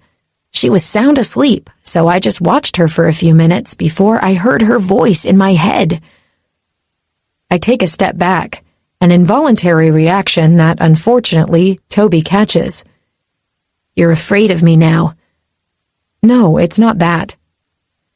Can you hear what I'm thinking right now? Morpheus takes a step forward. No, I can't. Morpheus turns to me, his eyes hard. I think we have one more issue to add to our plates. What does that mean? Am I a fringe for real now? Toby's voice rises to a pitch. Morpheus whirls on him. A little louder so Daisy's nosy landlord can hear it. I look over Toby's shoulder and sure as shit, she's watching us from the window. I believe someone paid her to spy on us. Who? Toby asks. I don't answer him. Instead, I trade a meaningful glance with Morpheus. My prime suspect is Mr. Silverstone. Xavier was the one who referred us to Mrs. Wilmot, and he works for the Knight's leader. Toby, you need to come back to campus with us right now, Morpheus says. What about Rosie? I can't simply leave her without saying goodbye. Wait here. I need to speak to her alone anyway, I say. Mrs. Wilmot hides behind the curtain, and when I walk in, she pretends to be busy wiping the dust from the furniture. Daisy, what a surprise! She smiles tightly in my direction. Hey, Mrs. Wilmot. She sets the duster on the table and approaches me. I have to say, I was quite shocked that you allowed Rosie to bring her boyfriend home with her. She's only 15. I trust Rosie and Toby. I knew they wouldn't do anything inappropriate. He slept on the couch, didn't he? Who can tell? She shrugs. He was sleeping on the couch when I went to bed, and I did find him on the couch this morning, but whether he stayed there the entire night is another matter. I have to fight the urge to roll my eyes. I'm going to talk to Rosie. My tone was clearly dismissive, but Mrs. Wilmot follows me down the hallway. How was the ball? Did you have a good time? Rosie wouldn't tell me anything. The party was nice. I finally reach the end of the hall and turn to our landlord. I'll talk to you later, Mrs. Wilmot. She twists her expression into a scowl, perhaps catching the fake, overly sweet tone in my voice. I lock the door behind me, finding Rosie sitting at her desk and staring out the window. She turns to me. What are you doing here? I came to see how you're doing. I walk closer. A little too late for that. She looks away again. Rosie, come on, don't be like that. With a huff, she swivels on her chair. Don't be like what? Upset that my sister chose an idle boy over me? Shh, keep your voice down. Mrs. Wilmot is most likely eavesdropping. I don't care if she hears it. I sit at the edge of the bed and wait a couple of beats before I say another word, hoping Rosie's rage won't last too long. I can't talk to her when she's like that. The silence stretches for a few more seconds before she breaks. That's it? You're just going to sit there and stare at me? No, I'm waiting until you're ready to hear my explanation. I didn't mean to pick you over anyone, Rosie. As a matter of fact, it broke my heart that you thought that. Whatever. Don't try to twist this around and put the blame on me. Confess you just wanted to spend the night with your boyfriend. I hope he was worth it. She crosses her arms over her chest and looks away with a pout. Phoenix. Thinking about him makes my heart ache. How is he coping with everything that happened? How do we move forward? I care deeply about him, Morpheus, Bryce, and Rufio. What does that mean for the future, considering what I can do? My night was horrible, Rosie. I couldn't come home with you because a friend needed me. Her eyebrows twitched together. Friend? Toby is your only friend at the academy, and he was with me. I'm torn about what to tell Rosie. I'd never kept anything from her before, but since joining Gifted Academy, the secrets keep piling up. I was talking about Phoenix. He was in Phoenix again. You're so full of shit, Daisy. It's almost like you've turned into another person since you joined that school. Your priorities are all screwed up. I jumped to my feet, angry at Rosie now. All I've ever done is try to protect you. My priorities are not screwed up. The only thing that's changed is that you're not the only person I love anymore. Rosie's green eyes round right before she turns them into slits and her complexion becomes beet red. Screw you, Daisy. She grabs the snow globe on her desk and throws it in my direction. It would have hit me straight on my forehead if I hadn't made it fly at slow motion. I step out of its trajectory before time resumes to normal. The object hits the bed, bouncing on the mattress. How the hell did you do that? Shit. I used my powers in front of Rosie, and now she's staring at me like I'm a monster. Oh my God. You're one of them now. 12. Daisy. Rosie, wait. Let me explain. I raise a hand in her direction, but she steps out of my reach. Stay away from me. Before I can stop her, she bolts to the door and bursts out of the room. Mrs. Wilmot was standing right outside and gets pushed aside when Rosie storms through. Shit. She must have heard what Rosie said. Of course, just because I suspect she works for Mr. Silverstone doesn't mean that's true. She could be working for someone else with a darker agenda. I don't stop to help the woman. Getting knocked down is what she deserves for spying on us. Rosie heads straight to the front door, but suddenly Morpheus is standing there, blocking her way. His wild hair is framing his face, and he's not trying to tame his power. He's the personification of what used to give us nightmares, only now he elicits something else from me instead of fear. But it's not the same for Rosie. She halts just short of colliding with him. What are you doing in my home? Get out! She shrieks. Morpheus raises both hands, trying his best to project a non-threatening posture. He's even masking his power, the first time I've ever seen him do it. Rosie, you don't need to be afraid of me. I'm Daisy's friend, and I'm not going to harm you. Bullshit. You're an idol, and you're all bad, Rosie accuses. Toby walks around Morpheus and moves closer to her. What happened? Rosie gasps, and I know she's sensing the difference in her boyfriend. Where's your necklace? Tell me you're wearing it. Toby's guilty expression says it all. Rosie, don't be afraid. I'm still me. He tries to grab her hand, but she walks backward. Don't touch me. She whirls on the spot, facing me. You stay away from me, too.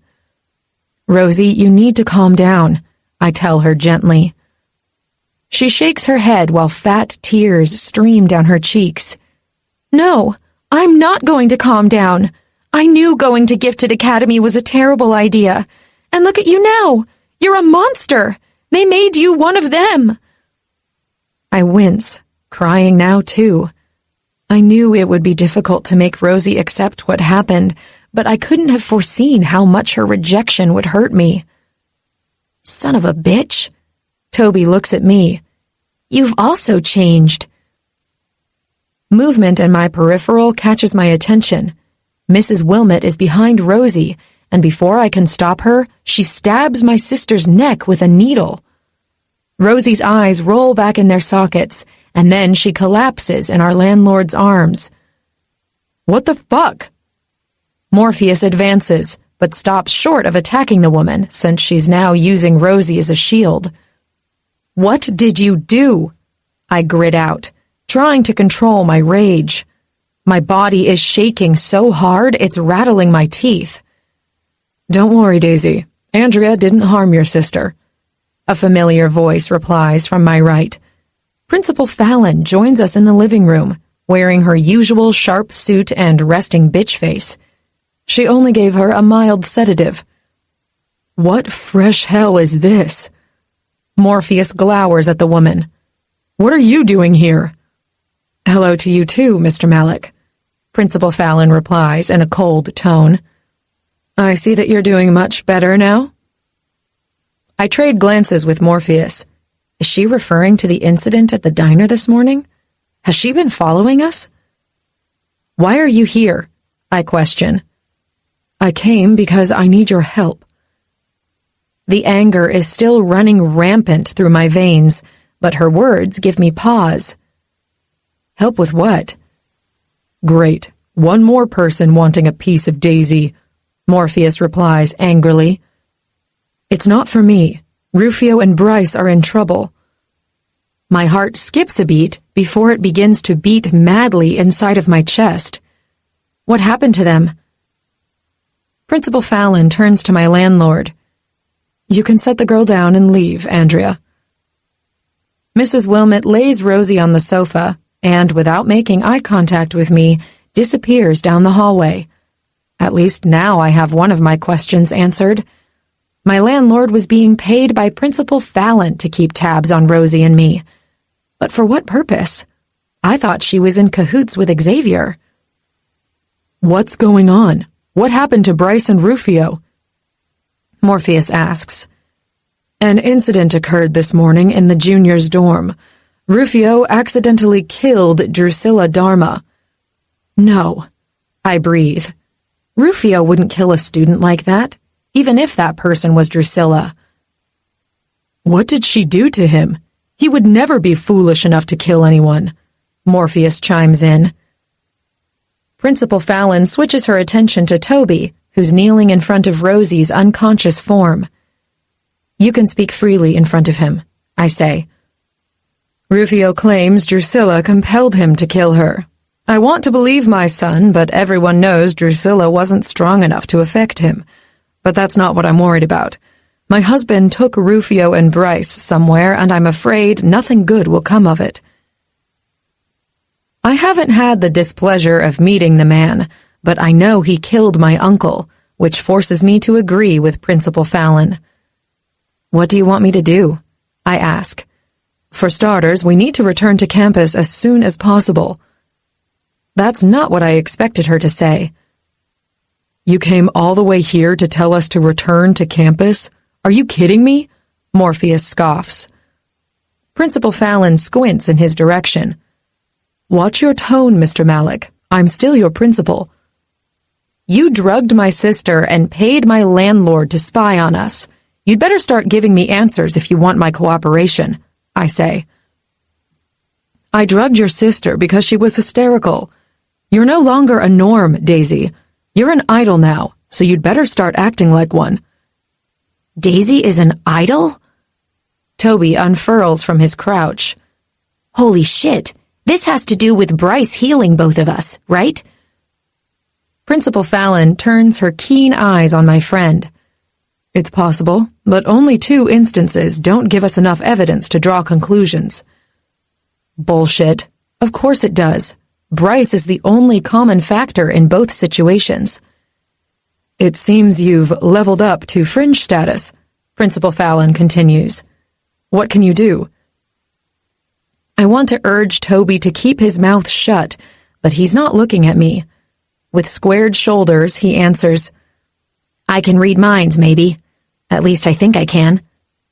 "Really?" The woman raises an eyebrow. "Damn it, Toby. Why did you have to tell her the truth?" After finding out his father's employer is involved with the Knights, how can he so carelessly give that information to another idol in a position of power? "Are you for real?" Morpheus snaps. "Your son killed another idol, and my guess is it happened in front of witnesses. That's punishable by death, yet you're more concerned about a newly minted fringe?" Principal Fallon's nostrils flare, and there's a flash of pure hatred in her eyes. Damn, Morpheus hit a sore spot. But what I'm truly stuck on is the part about the death penalty. I know idol-on-idol killing is considered the worst of crimes, but the fact that Rufio might die because of it makes me icy cold with fear. "How dare you imply that I don't care about my son?" Principal Fallon retorts. The front door bursts open, and a gust of violent wind breaches through, disheveling my hair. This is her doing. I can sense her power controlling the molecules of air, bending them to her will. On instinct, I raise my hand. The wind parts, going around me. Principal Fallon reins in her powers, and they recede like a wave. "So the prophecy was true. You did inherit Magia's gift," she says. "Do you have any idea what that means?" "With all due respect, ma'am, I'm not interested in hearing about some glorious future you have planned for me. I want you to leave my house at once." "But," "I said leave." She flinches, right before her face turns into a grimace. "Can I expect to see you at school tomorrow?" "We'll see." 13. Phoenix. I'm still numb when I return to campus. As much as my mother's revelation helped ease some of the pain, it doesn't change the fact that my own father tortured me for years and she didn't help me. I'd like to think that if I knew someone was hurting my kid, I'd move mountains to kill the person responsible. I stop briefly in front of Daisy's door, but I don't sense her inside. She's not home. A splint of worry enters my chest, but I try to ignore it. I can't become one of those people who overprotects the ones they care about. Daisy is a survivor, a fighter. She doesn't need a damaged idol like me as her protector. The apartment is empty when I arrive, which I see as a blessing. Eventually, I'll have to face my friends, but I'll avoid them for as long as I can. I head for the kitchen because I haven't eaten anything in more than 24 hours. I'm not particularly hungry, but I know I can't starve myself. My stint in jail is just a prelude for what's to come. I have no illusions that me killing my father will go unpunished. I prepare a sandwich, mindless to the ingredients I'm adding to it. I'm about to sit down and eat when I hear the sound of an incoming call. Since my phone was fried together with Rufio's car, the call can only be coming from my laptop. Curious, I head to my room to check it. A quick swipe shows me Morpheus's mug on the screen. I debate not answering him for a split second, but then I realize that for Morpheus to be trying to reach me via video message, this must be an emergency. I click on the accept call button. Damn it, Phoenix, it's about time. Where have you been? Your phone is going straight to voicemail. Morpheus barks. Fuck, you don't want to know. What's the emergency now? I do want to know, but you can tell me later. Are Bryce and Rufio with you? No, I just got here. The apartment is empty. Son of a bitch. Morpheus runs his hand over his long hair, yanking it back. I hear Daisy's voice in the background, and my heart lurches forward despite the heaviness there. Where are you going? I ask, noticing they're in Morpheus's car. To unearthly desires. You have to meet us there. Wait, what? Why are you going to the strip club? Are you meeting with, the guys from last night? I can't risk saying nights over the internet. Who knows who might be listening? I can't tell you right now. Can you make it there or not? Shit, Rufio's car is a pool of melted metal thanks to that asshole agent, and my car is probably impounded for investigation. I have to find another mode of transport. I suppose adding Grand Theft Auto to my rap sheet won't make my situation worse. Nothing beats patricide. Yeah, I'll be there ASAP. How is Daisy? Morpheus glances to the back seat and then hands his phone to her. Phoenix, are you alright? She asks. I notice her hair is damp and she's wearing one of Morpheus's sweatshirts. A spike of jealousy pierces my heart, but I try to ignore the sentiment. Daisy is already involved with 3 of us, so what if Morpheus joins in the mix? I'm fine, I lie. How's everything with you? Adjusting, but don't worry about me, okay? Just get to unearthly desires safely. Hell, I've never wanted to kiss a girl as much as I want to kiss her right now. It seems my feelings for her have tripled in the last 24 hours. Okay, babe, I'll see you soon. She smiles, and sweet baby Martians, there are fucking butterflies in my stomach now. Even after her image vanishes from the screen when the call ends, I'm still picturing her in my mind. I jump off the chair, ready to bolt, but a quick look at my reflection in the mirror makes me pause. My clothes are filthy, soiled with mud and soot from the altercation with the cops. I also stink of smoke and sweat, so I head for the shower instead. I may be depressed, but I ain't walking around like a fucking bum. I'm ready to go in less than 5 minutes. At the door, I spare one quick glance at the sad sandwich I made and, with a grunt, grab it to eat on the go. I take a bite as I walk, but I could be eating drywall as far as I know. The damn thing is tasteless. Turning a corner, I collide with someone who is striding in the opposite direction. Hey, watch it, I snap. It takes me a second to notice he's not a student. He's an older man with white hair, a patch over his right eye, and a nasty scar running the length of his right cheek. I'm tense in an instant. Fuck, another agent sent to collect me. Only, the guy barely glances in my direction as he continues on. What the hell?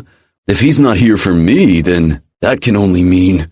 I retrace my steps and watch the stranger as he strides down the hallway. He doesn't change his pace as he walks past Daisy's door, continuing all the way to the end and then making a right. Instinct tells me the guy is up to no good, but he's not here for Daisy or me, so fuck it. He's not my problem. By the time I get to the garage, the strange idol is already forgotten. I do a quick scan of the assortment of vehicles at my disposal. Since it's Sunday, most of the cars are gone, but one in particular catches my attention. Bryce's SUV. If he didn't take his car and Bryce and Rufio aren't with Morpheus, where the hell are they? Damn it. I wonder if that's the reason Morpheus was chasing after me and wants to meet in person. Without a second thought, I stride toward the white SUV. Unlike Rufio, Bryce didn't leave his fob inside. But it doesn't matter. A quick command with my mind has the door unlocked in a second. Getting the engine to start takes another minute. It'd be easier if I could control energy like Bryce does, but I've learned to move more than objects with my mind throughout the years.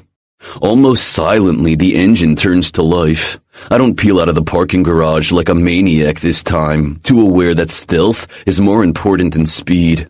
That fucking agent won't give up on me just because I'm lawyered up. But the question is, how do I get rid of him? I suppose going to unearthly desires is the right call, despite Morpheus's motives.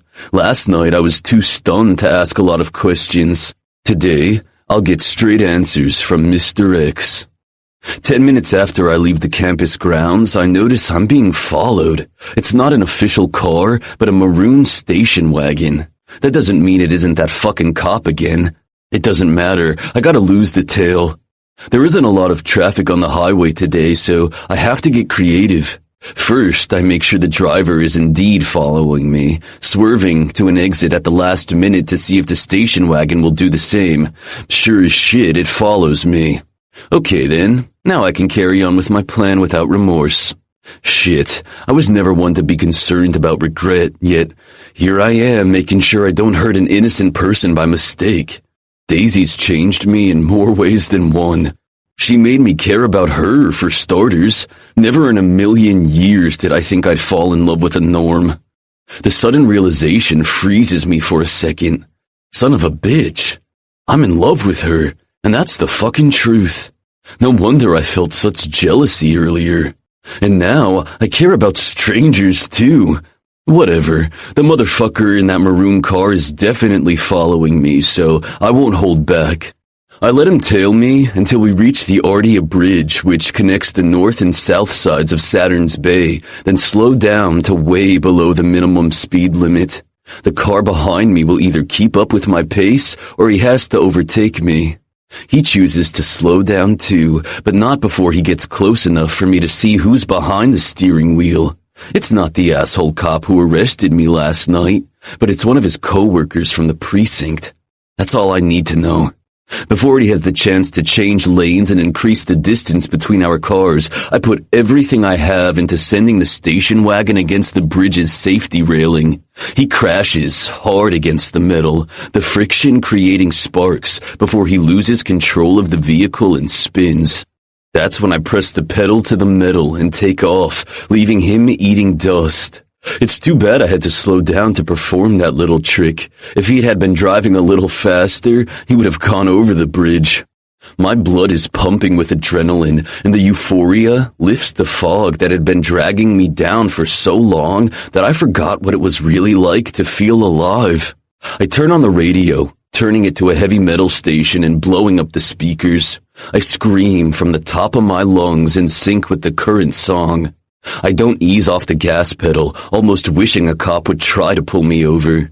But I already crossed the invisible line into norm and fringe territory. No cops will dare to stop me here. They know only idols would be driving this car. The number on the speedometer doesn't decrease until I hit downtown. Then I sober up and check if I have another tail. I was a little reckless for assuming I'd have only one, but after driving in circles for 15 minutes, I'm satisfied no one else followed me. It's safe to head to my final destination. Now my heart begins to beat faster for another reason. Daisy. It's been less than 24 hours since we saw each other, but I'm craving her like a junkie craves their next fix. I don't think I'll be able to keep my distance from her, even though she's afraid to touch us now. There are a few cars in front of the upscale strip joint, but I circle around the building to park in the back. Morpheus's car is there already, sitting next to a black sedan I assume belongs to Mr. X. Two men guard the back door, but they don't stop me or ask my name. Both are high-level fringes. "Mr. X is waiting for you," one of them says as he opens the door. The second security guard walks ahead of me, and I follow him wordlessly. I've never been to this part of the club before. The guard stops in front of a door and knocks. "The last guest has arrived, sir." The door opens inward, and Mr. X fills the frame.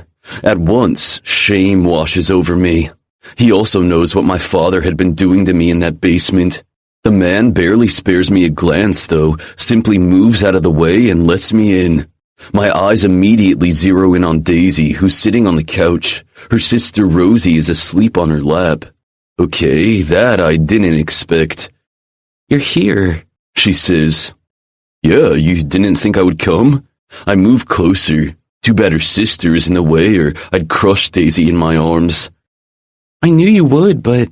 She trails off, and I get what she doesn't say. Time is perilous now for everyone in this room. "What's up with your sister?" I ask. "Their landlord sedated her," Morpheus replies from the corner of the room. I didn't even notice him. "What? Why?" "Because she found out about me and freaked," Daisy replies. "It was probably the shock of discovery. She'll come around. We started dating when she believed I was a fringe, remember?" Toby says from the other side of the room. I quickly glance in his direction, ready to return my attention to Daisy when I sense a strange energy around him. Wait a minute. I look closely at him.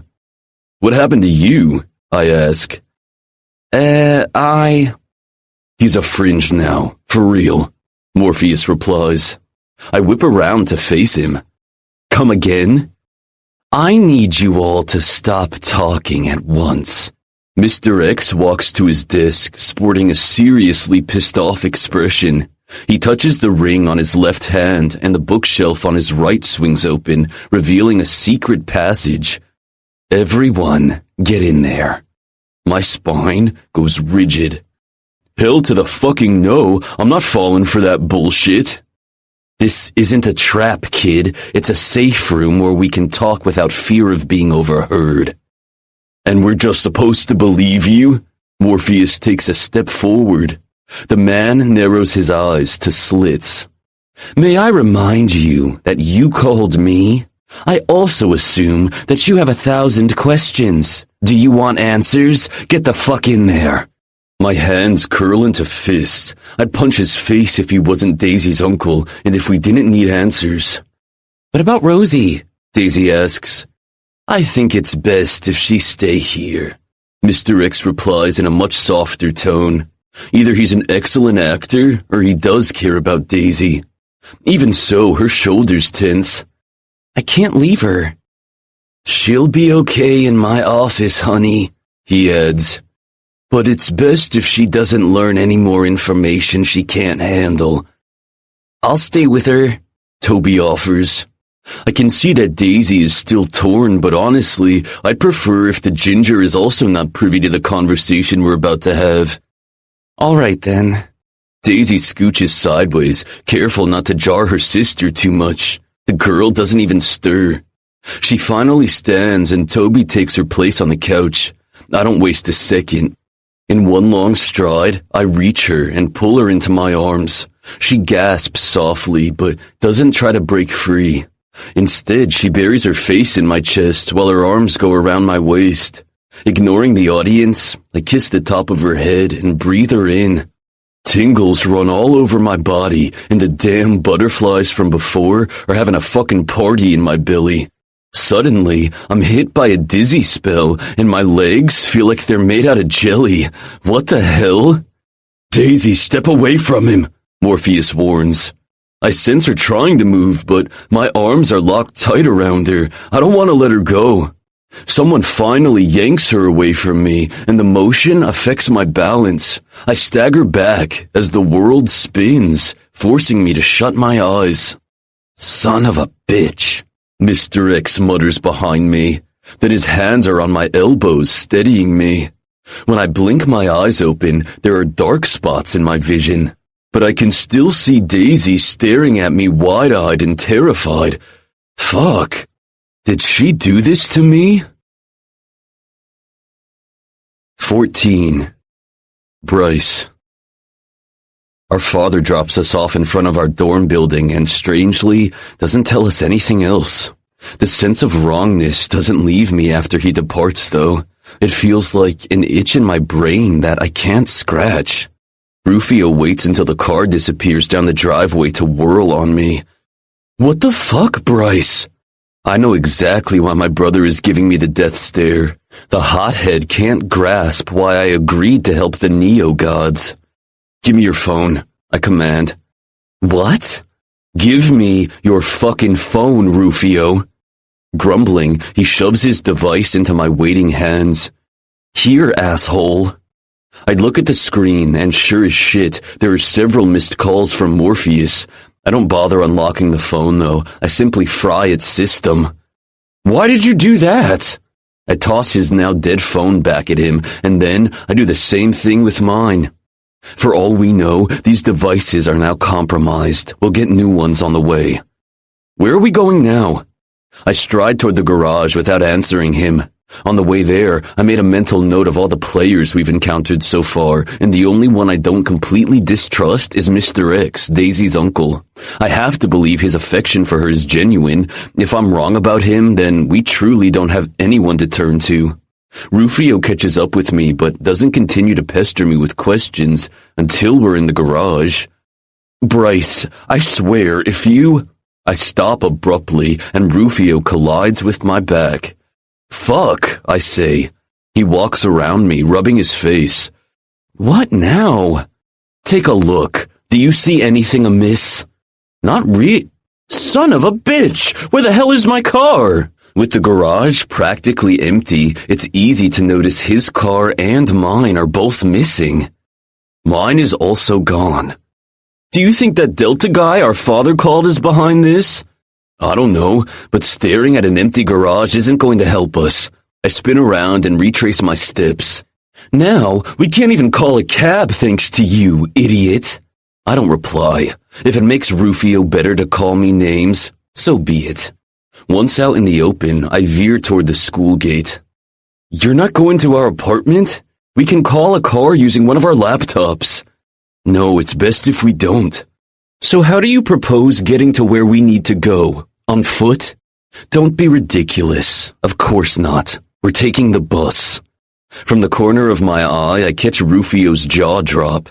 You do know what that is, right? I ask just to be antagonistic. Bite me, asshat. The guard stationed at the check-in point does a double-take when Rufio and I cross the gate, then asks, Where are you going, fellas? Across the street. I point to the bus stop. He furrows his eyebrows and then shakes his head. Crazy rich kids. On the other side, Rufio stares at the information board attached to the bus sign pole. Do you even know how this works? What do you mean? I sit on the bench, resting my elbows on my knees. I've never taken a bus before. How do we even pay for it? You're pathetic, I mutter. Suddenly, the bench I'm sitting on disappears underneath me, and I fall flat on my ass. Son of a bitch, are you fucking kidding me? Rufio stares at me with a grin on his face. Who's pathetic now? I jump back to my feet, wiping the dust from my jeans. I'm tempted to retaliate, but the sound of the approaching bus stops me in my tracks. You're lucky, I tell him. Rufio flips me off before hopping aboard the bus. How much for a ticket? He asks the driver. It depends how far you going. Give me a sec. He turns to me. Bryce? I walk around him and push $100 bill toward the driver. This ought to cover. Keep the change. The bill disappears into the driver's greedy hands. Wordlessly, I head for the back of the bus. I dampen my idle power, but it's too late. The few norms on board have noticed what we are and are now watching us with fear in their eyes. I pick a seat in the last row by the window. Rufio joins me, still sporting a scowl. Some passengers who were sitting near us move to the front of the bus. Wanna bet they'll hop off at the next stop? Rufio asks. I snort. Like I'm going to bet on that. I know they will. Sure as shit, all but one passenger exits the bus at the next stop.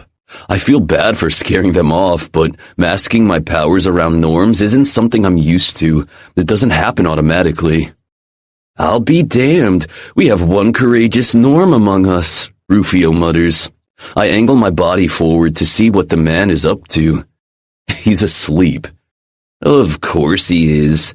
Rufio props his leg on the seat in front of him, crossing them at the ankles. Now, can you tell me where we're going? I figured that after last night's shenanigans, you'd be in the mood for some distraction. And that's all I'm going to give Rufio. If he can't figure it out on his own, then he's a moron. He squints. Really? That's your big idea? We're out of options, brother. But he works for, you know. Rufio turns to the sleeping man. Maybe we shouldn't be having this conversation here. Let's not talk about it now. I point at the norm, to which Rufio responds with a groan. How long until we get there? I shrug. Beats me, 2 hours maybe. 2 hours? That's crazy! He shoves his hand into his jacket pockets, then curses. Damn it, I forgot you fried my phone. How am I supposed to keep myself entertained? Did you just seriously say that? What are you, a toddler? Rufio crosses his arms over his chest and pouts, illustrating my point. This is going to be a long fucking trip. Rufio fell asleep 30 minutes in. All the stress must have taken a toll on him. I should be glad that I don't have to deal with his pent-up aggression, but his ill humor served to distract me from my thoughts. What's swirling in my head is not something I want to dwell on too much. I honestly don't know how we're going to get out of the mess we're in. We have the Knights, Neo-Gods, and Mom all wanting to use us for their nasty plans. Yeah, I vowed to kill the new weapon the Knights acquired, and if my mother asks me to do something for her, which will most likely be the opposite of what my father did, I'll pledge my alliance to her as well. But how long will I be able to bullshit them? I didn't have much choice when it came to those assholes preaching idol supremacy. Unfortunately, thanks to Rufio's mistake, I had to promise them something that makes me sick. Even if the weapon wasn't Daisy, I'd never complete the mission. As far as I'm concerned, they're the ones who need to be exterminated. The bus is about to make another stop, and the driver yells, Hey Harry, your stop is coming up! Not only does the sleepy man jar awake, but so does Rufio. He looks at his surroundings, almost as if he's dazed, and then he glances at me. Fuck, this isn't a nightmare. It's good that you're up. We should be at Unearthly Desires soon. Harry stands up and heads for the exit door, which is near us. He looks at us through bloodshot eyes. No wonder he didn't move a muscle during the trip. He reeks of alcohol. Did you say unearthly desires? I tense instantly, but try not to show it. Yeah, so? Don't you care about your soul, young man? Here, you should visit our church. He reaches inside his wrinkled jacket and pulls out a flyer. Thanks. I take the paper from the man so he won't gift us with a sermon. But the bus stops then, and even if he wanted to convert us to his religion, his time is up. He misses a step and would have ended up with his face on the curb if I hadn't helped him with a little telekinesis. What a weirdo, Rufio says as soon as the bus door shuts. I don't know why you bother with those losers. Trust me, my motives were self-serving. I glance at the flyer in my hand. It's the picture of an old store and a sign that says Church of the Bold and the Fearless. Whatever. I flip it between my fingers, ready to toss it out the window when I catch the scribbled note on the back. What the? Rufio takes the flyer from my hand. Long live the Renegati. Shit, isn't that the name of the family linked to Magia? Yup. I grab the flyer again and shove it in my pocket. Come on. Our stop is next. Rufio looks out the window. How do you know? I pay attention to my surroundings when I'm driving. I recognize that convenience store. It's our luck that it starts to rain as soon as we exit the bus. We could take cover inside a store, but more than ever, I'm keen to reach our final destination. Let's hope Mr. X is there. 15. Daisy. It turns out Xavier had an entire other room underground. The bookcase opened to a set of hidden stairs that led to a meeting room with a round table, another set of leather couches, and a liquor cabinet. We're sitting around the table with gloomy expressions and faraway looks. We just told him about what happened at Mrs. Wilmot's, and Phoenix told him about his arrest. It's no surprise that not a word has been spoken for several minutes. I keep my eyes glued to the table while I wrestle with my guilt. A simple embrace almost cost Phoenix his powers. I could feel his essence coming into me, but I couldn't stop or move away from him. My experiment with Morpheus made me careless. He can withstand my power because he's stronger than me. I have to remember that. Xavier rubs his face and then knocks once on the table. There's no stopping this now. Jody has finally made her play. Did you know she was paying Mrs. Wilmot to spy on Rosie and me? No, I didn't. I wouldn't have allowed it if I knew. But going behind my back is on brand for Jody. That woman is a piece of work, isn't she? Phoenix grumbles. Why did you return to the scene of the crime? Morpheus asks him. I glance at Phoenix, and when our gazes connect, my heart crumbles. He's hurting so much still, and I can't even give him comfort. He breaks the connection first and looks in Morpheus's direction. I don't know. I guess I'm a glutton for punishment. I'm not surprised your father had connections in the bureau. But don't worry, we swept the place. Besides the bodies we thought it was best to leave behind, they won't find any evidence of what happened there. What about Vargas? Can he be trusted to keep his mouth shut? Phoenix asks. Xavier nods. Yes, he's committed to the cause. He won't say a word. What is the cause? What do the Knights want? I ask. Equality. Phoenix snorts. They must have taken too many hits of silver voltage. The idols in power will never accept equality among races. That's where Daisy comes in. Xavier looks pointedly at me. She's the equalizer. What? I squeak. I don't like the sound of that, Morpheus chimes in. What does that mean? Is she going to be at the forefront of this war you're planning to rage against an entire society of powerful beings?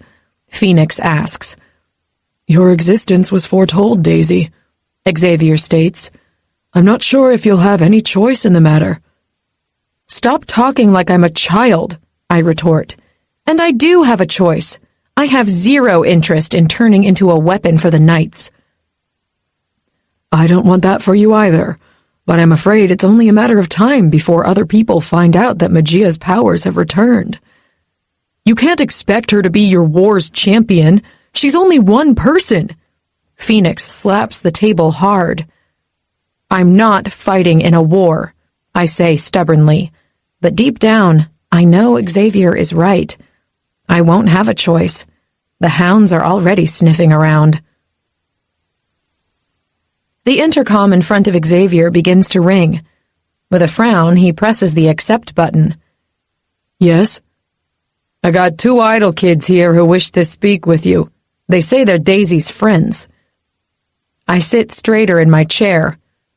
What are their names? Xavier asks, staring at me. Bryce and Rufio Kent.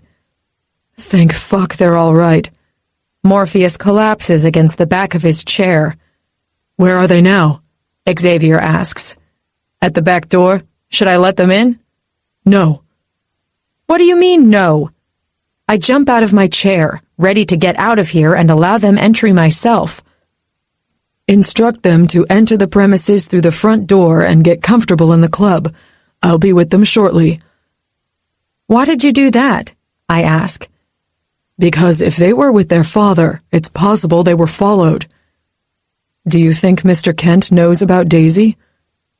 Morpheus stands as well and places a hand on my lower back. Phoenix follows the movement and narrows his eyes. The energy surrounding him changes in nature, becoming aggressive. I gasp out loud, not used to feeling things like that with my new idol abilities. The furrow eases from Phoenix's face, replaced by an arch of his brow. What's the matter? Nothing. Xavier heads for the door. You stay here. I'll go talk to them. Hell to the no. I'm coming with you. I step in front of him. Daisy, it's best if you're not seen here. Why not? I worked here before. As a matter of fact, that's the perfect cover. One look at you and everyone in that club will know you're not a norm anymore.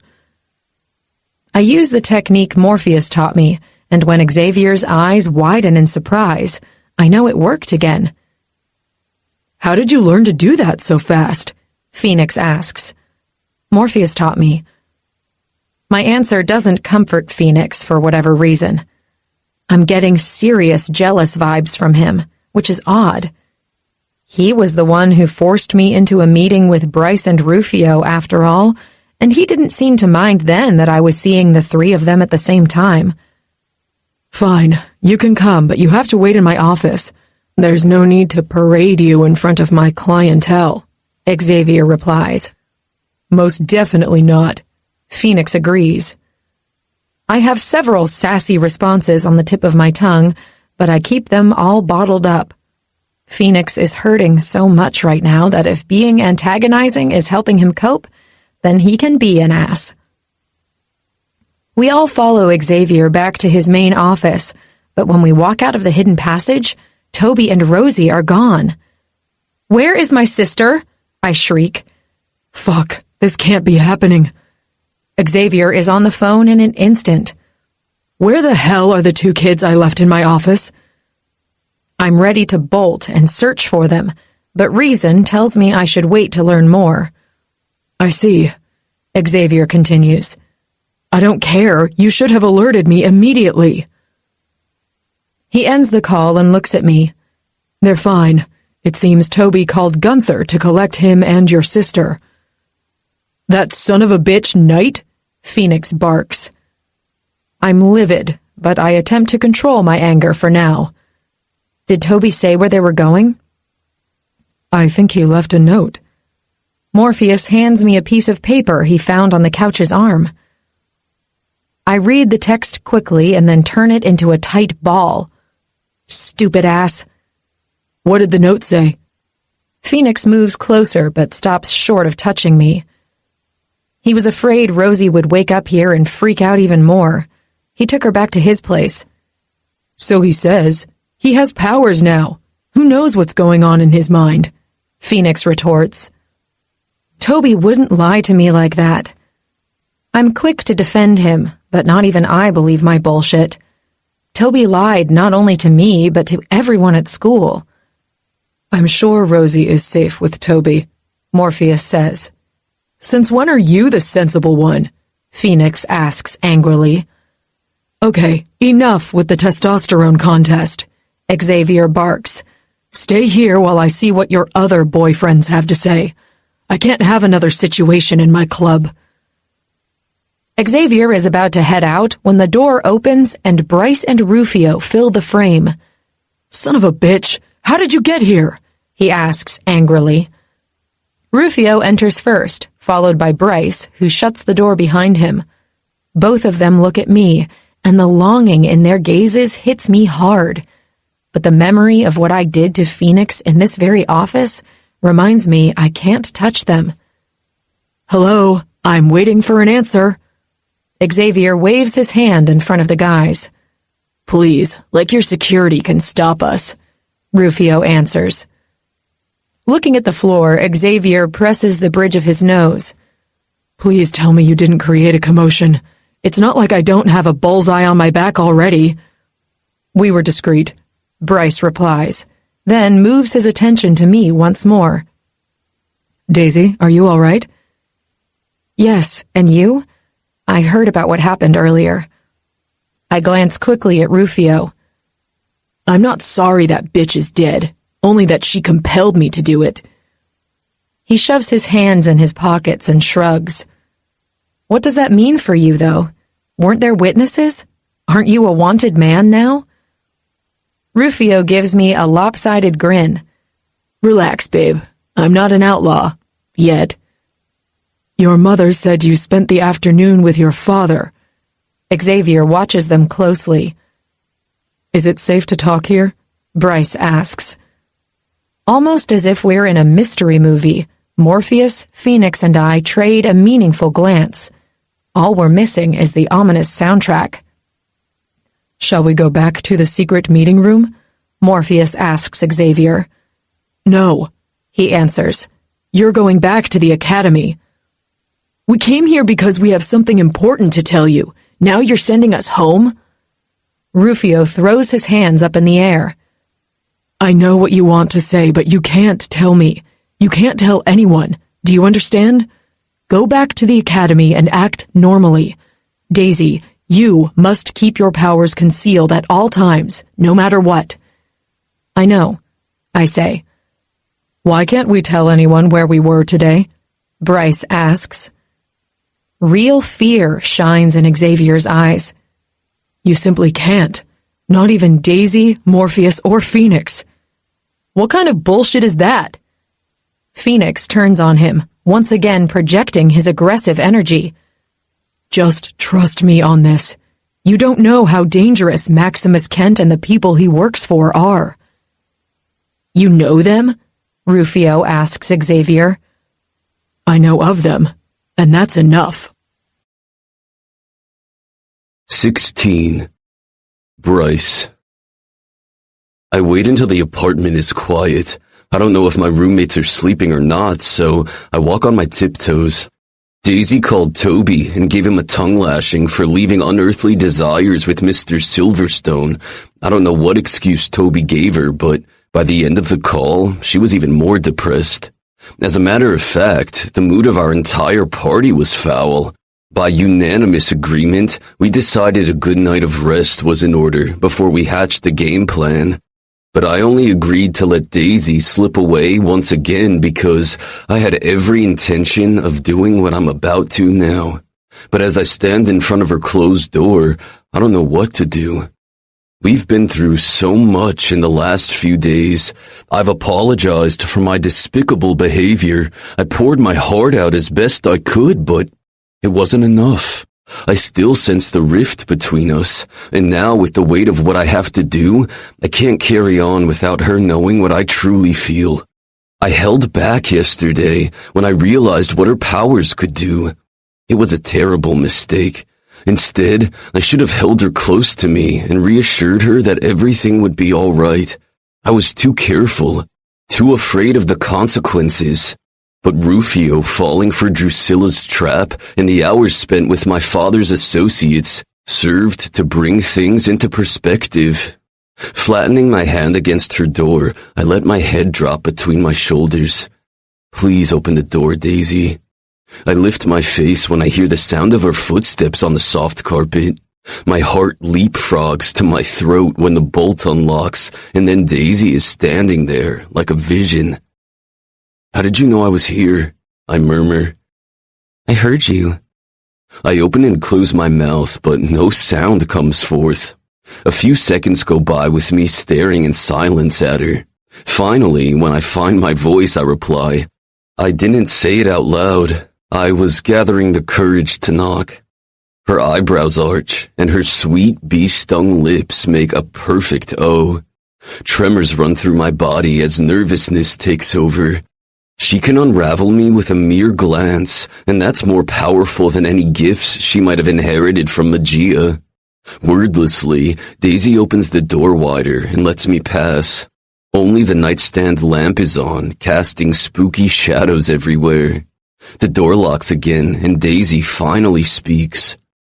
Why are you here, Bryce? It's the middle of the night. I turn around, and the first detail I notice is how she's standing close to the door, hugging her middle. The room is too dark to see her face properly, so with a thought, I turn on the lights. I'm not sure if I'm happy with what I can see now. She's terrified. Are you afraid of me? I ask. No, I'm afraid of what I can do to you. I take a step closer, but when she backs up, I stop. You don't need to be afraid of your powers, Daisy. You can learn to control them. I know, but until then, I'm a menace to you. I scan her energy field, something I hadn't had the opportunity to do thoroughly until now. Daisy is a powerful idol, but I don't think she's stronger than me. I can handle it, I reply. You don't know that. Earlier today, I was close to taking Phoenix's powers away. He almost fainted. Only because he hadn't recovered from what he suffered at the hands of that bastard. Maybe, but I don't want to risk it. You don't have to risk it, Daisy. I take another step closer, and now her back is against the wall. You have to. Why? I place my hands on each side of her head, a position that's quickly becoming our thing. Because you can't ask me to keep my distance from you.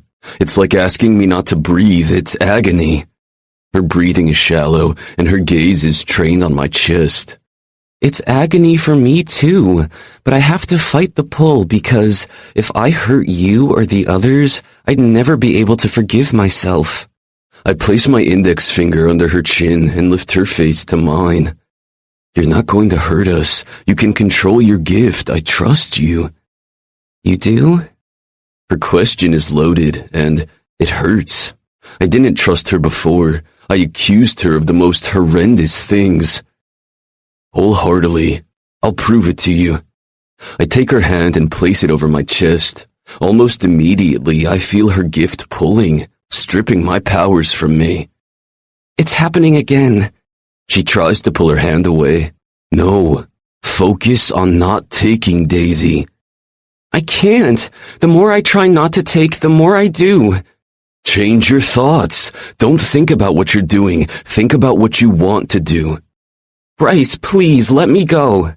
Her plea almost breaks me, but I don't crack. I won't give up on her that easily. No, I won't let you go. You can do this, Daisy. I have faith in you. Why? Because I love you. Daisy looks at me like a deer caught in headlights. She doesn't speak, but tears roll down her cheeks. She also stops taking from me. See? I knew you could do it. I smile to hide the fact that my heart is beating like a drum. I just laid myself bare to her. What if she doesn't reciprocate? You love me? She asks, as if she doesn't believe it. I cup her face with my free hand, wiping her wet cheek with my thumb. More than anything in the entire universe, Daisy. She jumps into my arms, crushing her lips against mine. Her attack is so sudden that I almost lose my balance. Laughing, I say, "Whoa, crazy girl, take it easy. You're an idol now." A shadow of worry crosses her eyes, and I curse my big mouth. I'm sorry. I don't know what came over me, she says. I pull her closer to me. Don't ever apologize for your passion, Daisy. I love it. It injects fire into my veins. It makes me feel everything. Do you think things will be different now? What things? Blushing spreads over her cheeks. You know, things. I'm smiling from ear to ear, guessing exactly where her thoughts went. I really don't know what you mean. I guess you'll have to show me. Oh, shut up and kiss me.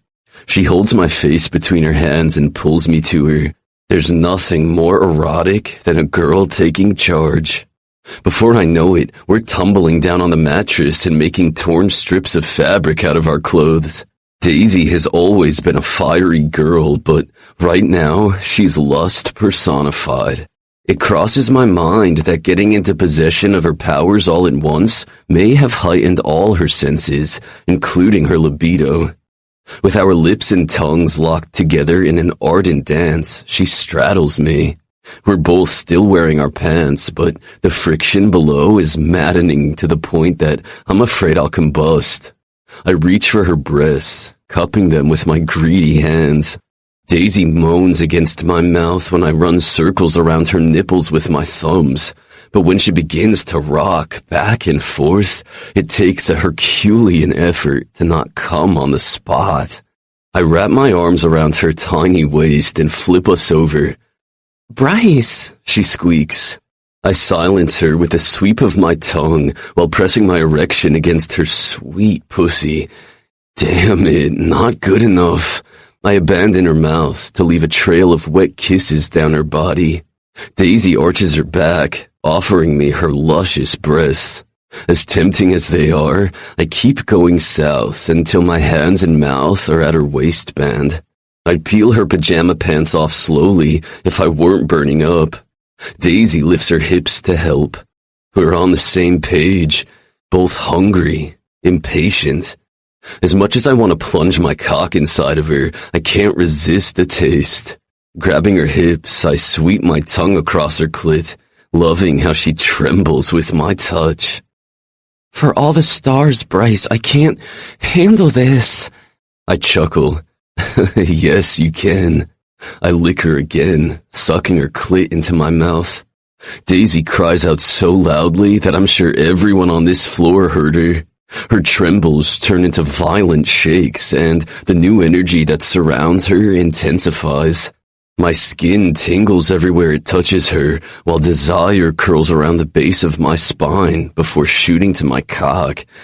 Damn it, my release is just around the corner, but I can't go over the edge yet. When the wave of her release recedes, I make the trek back up her body with my lips and tongue, stopping on the way to lavish her breasts with attention.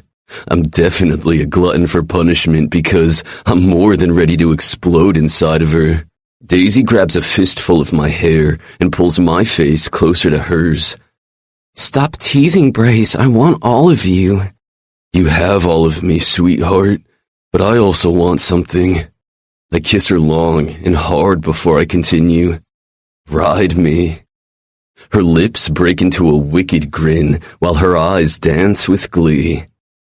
As you wish. She's the one who flips us over this time, and hell, I can't get used to Daisy 2.0. She jumps out of bed, and I almost drag her right back to me, but stop when I see what she's up to. She pulls a condom wrapper from the nightstand drawer and winks at me. I'm glad you're still thinking straight. I totally forgot about that. She rips the foil package and pulls the rubber from within. It's easy to forget when you're not the one to face the consequences. I open my mouth to argue that I'd never skirt my responsibility, but Daisy's hand is on my cock now, and fuck, I have to use all my concentration to keep from coming too soon. What's the matter, babe? Are you in pain? She guides my erection to her entrance and rubs the head back and forth against her warm pussy. Squinting, I grab her by the hips and bring her down. She's so wet that I slide in all the way, sheathing myself completely inside of her. Oh my God, she cries out, holding my shoulder.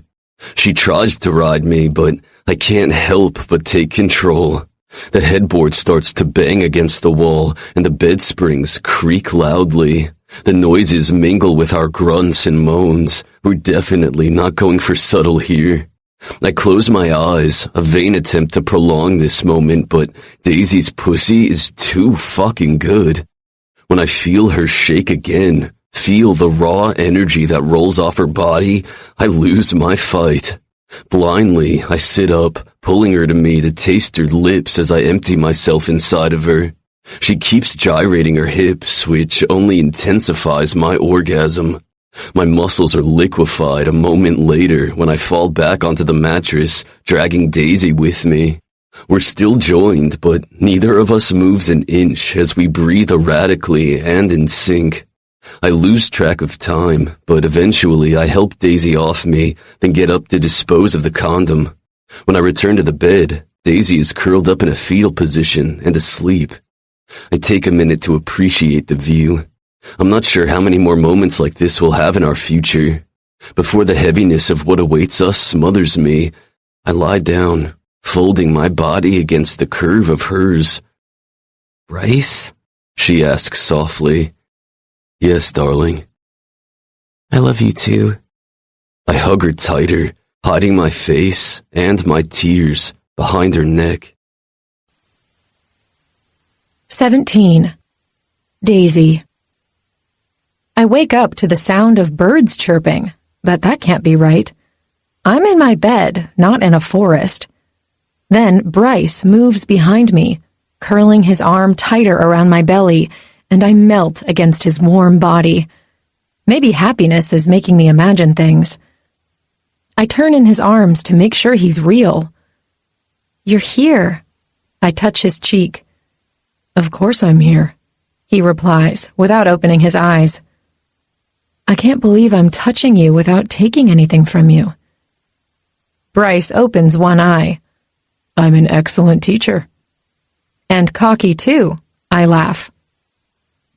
My alarm clock blares loudly, ending our moment. The irritating noise forces me back to a reality I'm not sure I'm ready to face. Bryce groans, rolling on his back and covering his eyes with his arm. "It's too early," he complains. "We agreed we would have a meeting before class." I sit up, pulling the sheets with me to cover my naked chest. "And who had that asinine idea?" "You," I smirk. He drops his arm and levels me with a mocking glower. "I don't recall making that suggestion." I also don't remember if he was the one who suggested it, but we were on board last night. "Come on, we do need to talk. You haven't told us where your father took you and Rufio yesterday." The amusement vanishes from Bryce's eyes. He sits up as well, throwing his legs to the side of the bed and giving his back to me. "You heard what your uncle said. I can't tell you." I nibble on my lower lip. Xavier was adamant that Bryce and Rufio keep the information to themselves. He seemed to know exactly where they had been, but if that's true, why the secrecy? "Since when do you trust my uncle?" I ask. Bryce looks over his shoulder. "I don't trust him, but considering our options, he's the one I feel is least likely to betray us." I break eye contact, letting my shoulders sag forward. I'd like to say you can trust him, but I can't. But I think he does care about me, and that's saying something. Bryce places a hand on my shoulder, squeezing it lightly. "At least he's family." I snort. "Yeah, family. There's something you need to know about Xavier." "What is it?" I turn, looking Bryce straight in the eye. He's a morph. His eyes widen a little. Really? I've never met a morph before. Wow, like never? No, morphs are super rare nowadays. Why is that? They were perceived as extremely dangerous individuals. Think about it, Daisy. They have the ability to change their appearance. So a little over 100 years ago, they were hunted down like animals. I feel the blood drain from my face. That information was missing from Dad's diary. He must have known Xavier was a morph, right? Maybe that's why Dad didn't go into detail about them, for fear the wrong people would find out about Xavier's ability. I didn't know that, I finally reply. Thanks for telling me. And don't worry, we'll keep this information between us. A loud knock on the door is followed by Rufio's voice. Daisy, are you up? I look down at the sheets covering my naked body and sigh. Yeah, I'm up. Hold on. I can get the door while you change, Bryce says. Thanks. I'm going to hop in the shower. I bolt to the bathroom, locking the door behind me. It's not until I'm under the hot water that I remember I didn't bring any clothes with me. Great. I'll have to face Rufio, Phoenix, and Morpheus wearing only a towel. What's the big deal, Daisy? Most of them have seen you naked already.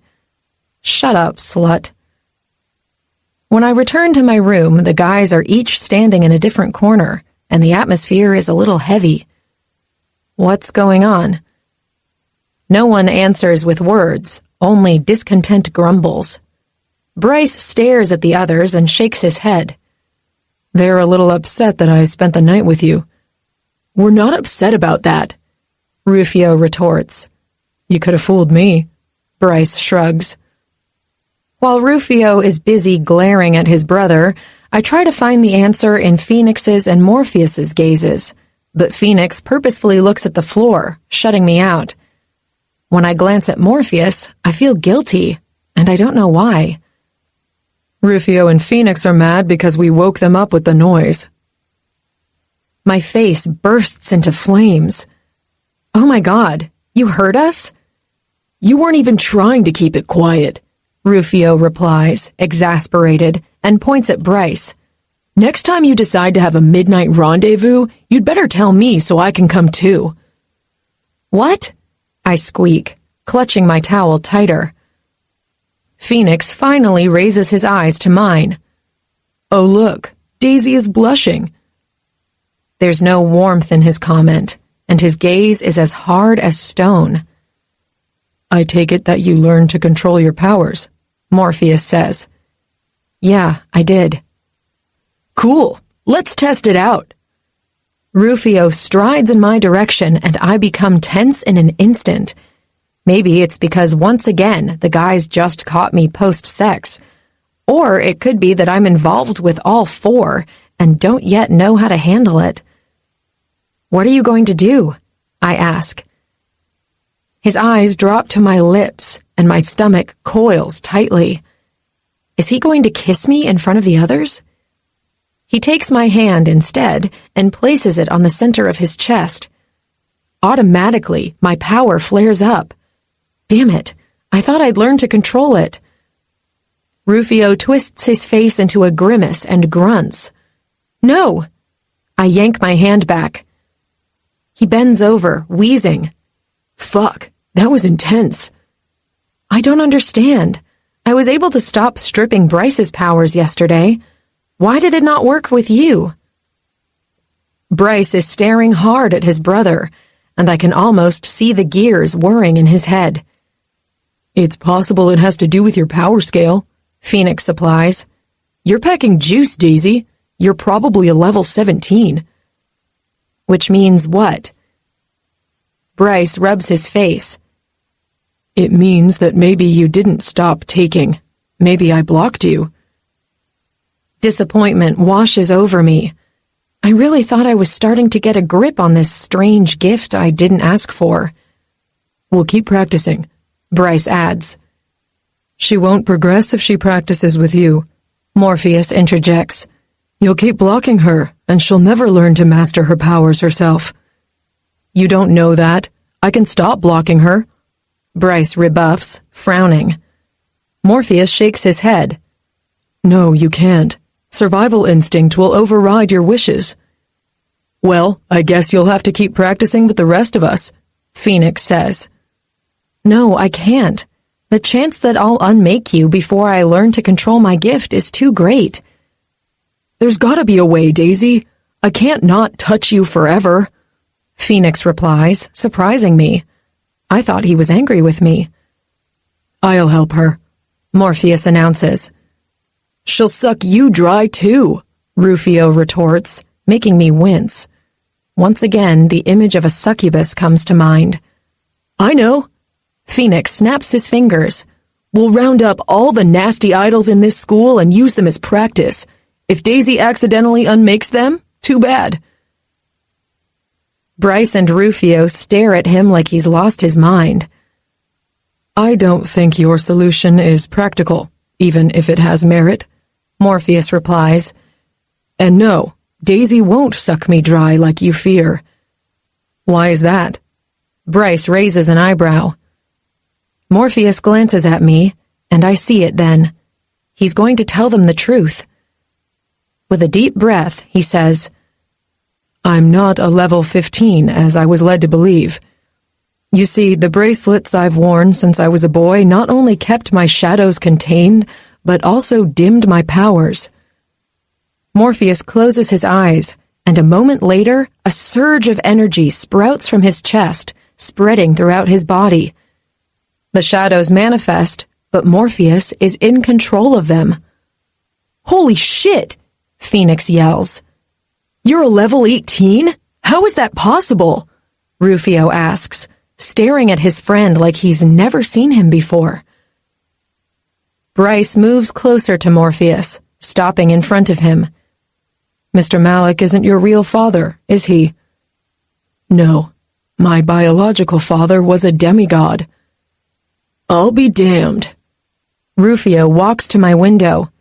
You were an 18 all this time and didn't know. And we should keep it that way, Bryce says. It's bad enough our mother and the Knights know about Daisy. I can keep my powers on the down low, Morpheus shrugs. You're not even wearing your bracelets anymore. When did that happen? Phoenix asks. Morpheus and I trade glances, but I answer in the end. I broke his bracelets by accident. How could you? Oh, I see. Phoenix stares at Morpheus intently. Can we get back to the subject of my training, please? I think Morpheus is the best person to teach me how to stop unmaking anyone I touch. And, by the way, that isn't the only thing I can do. I think I can also bend time. The stronger the idol, the more gifts they have. You might discover you have other abilities, Bryce adds. But what makes you think training with Morpheus will be any different than training with me? Won't he block you as well? I pinch my lips together.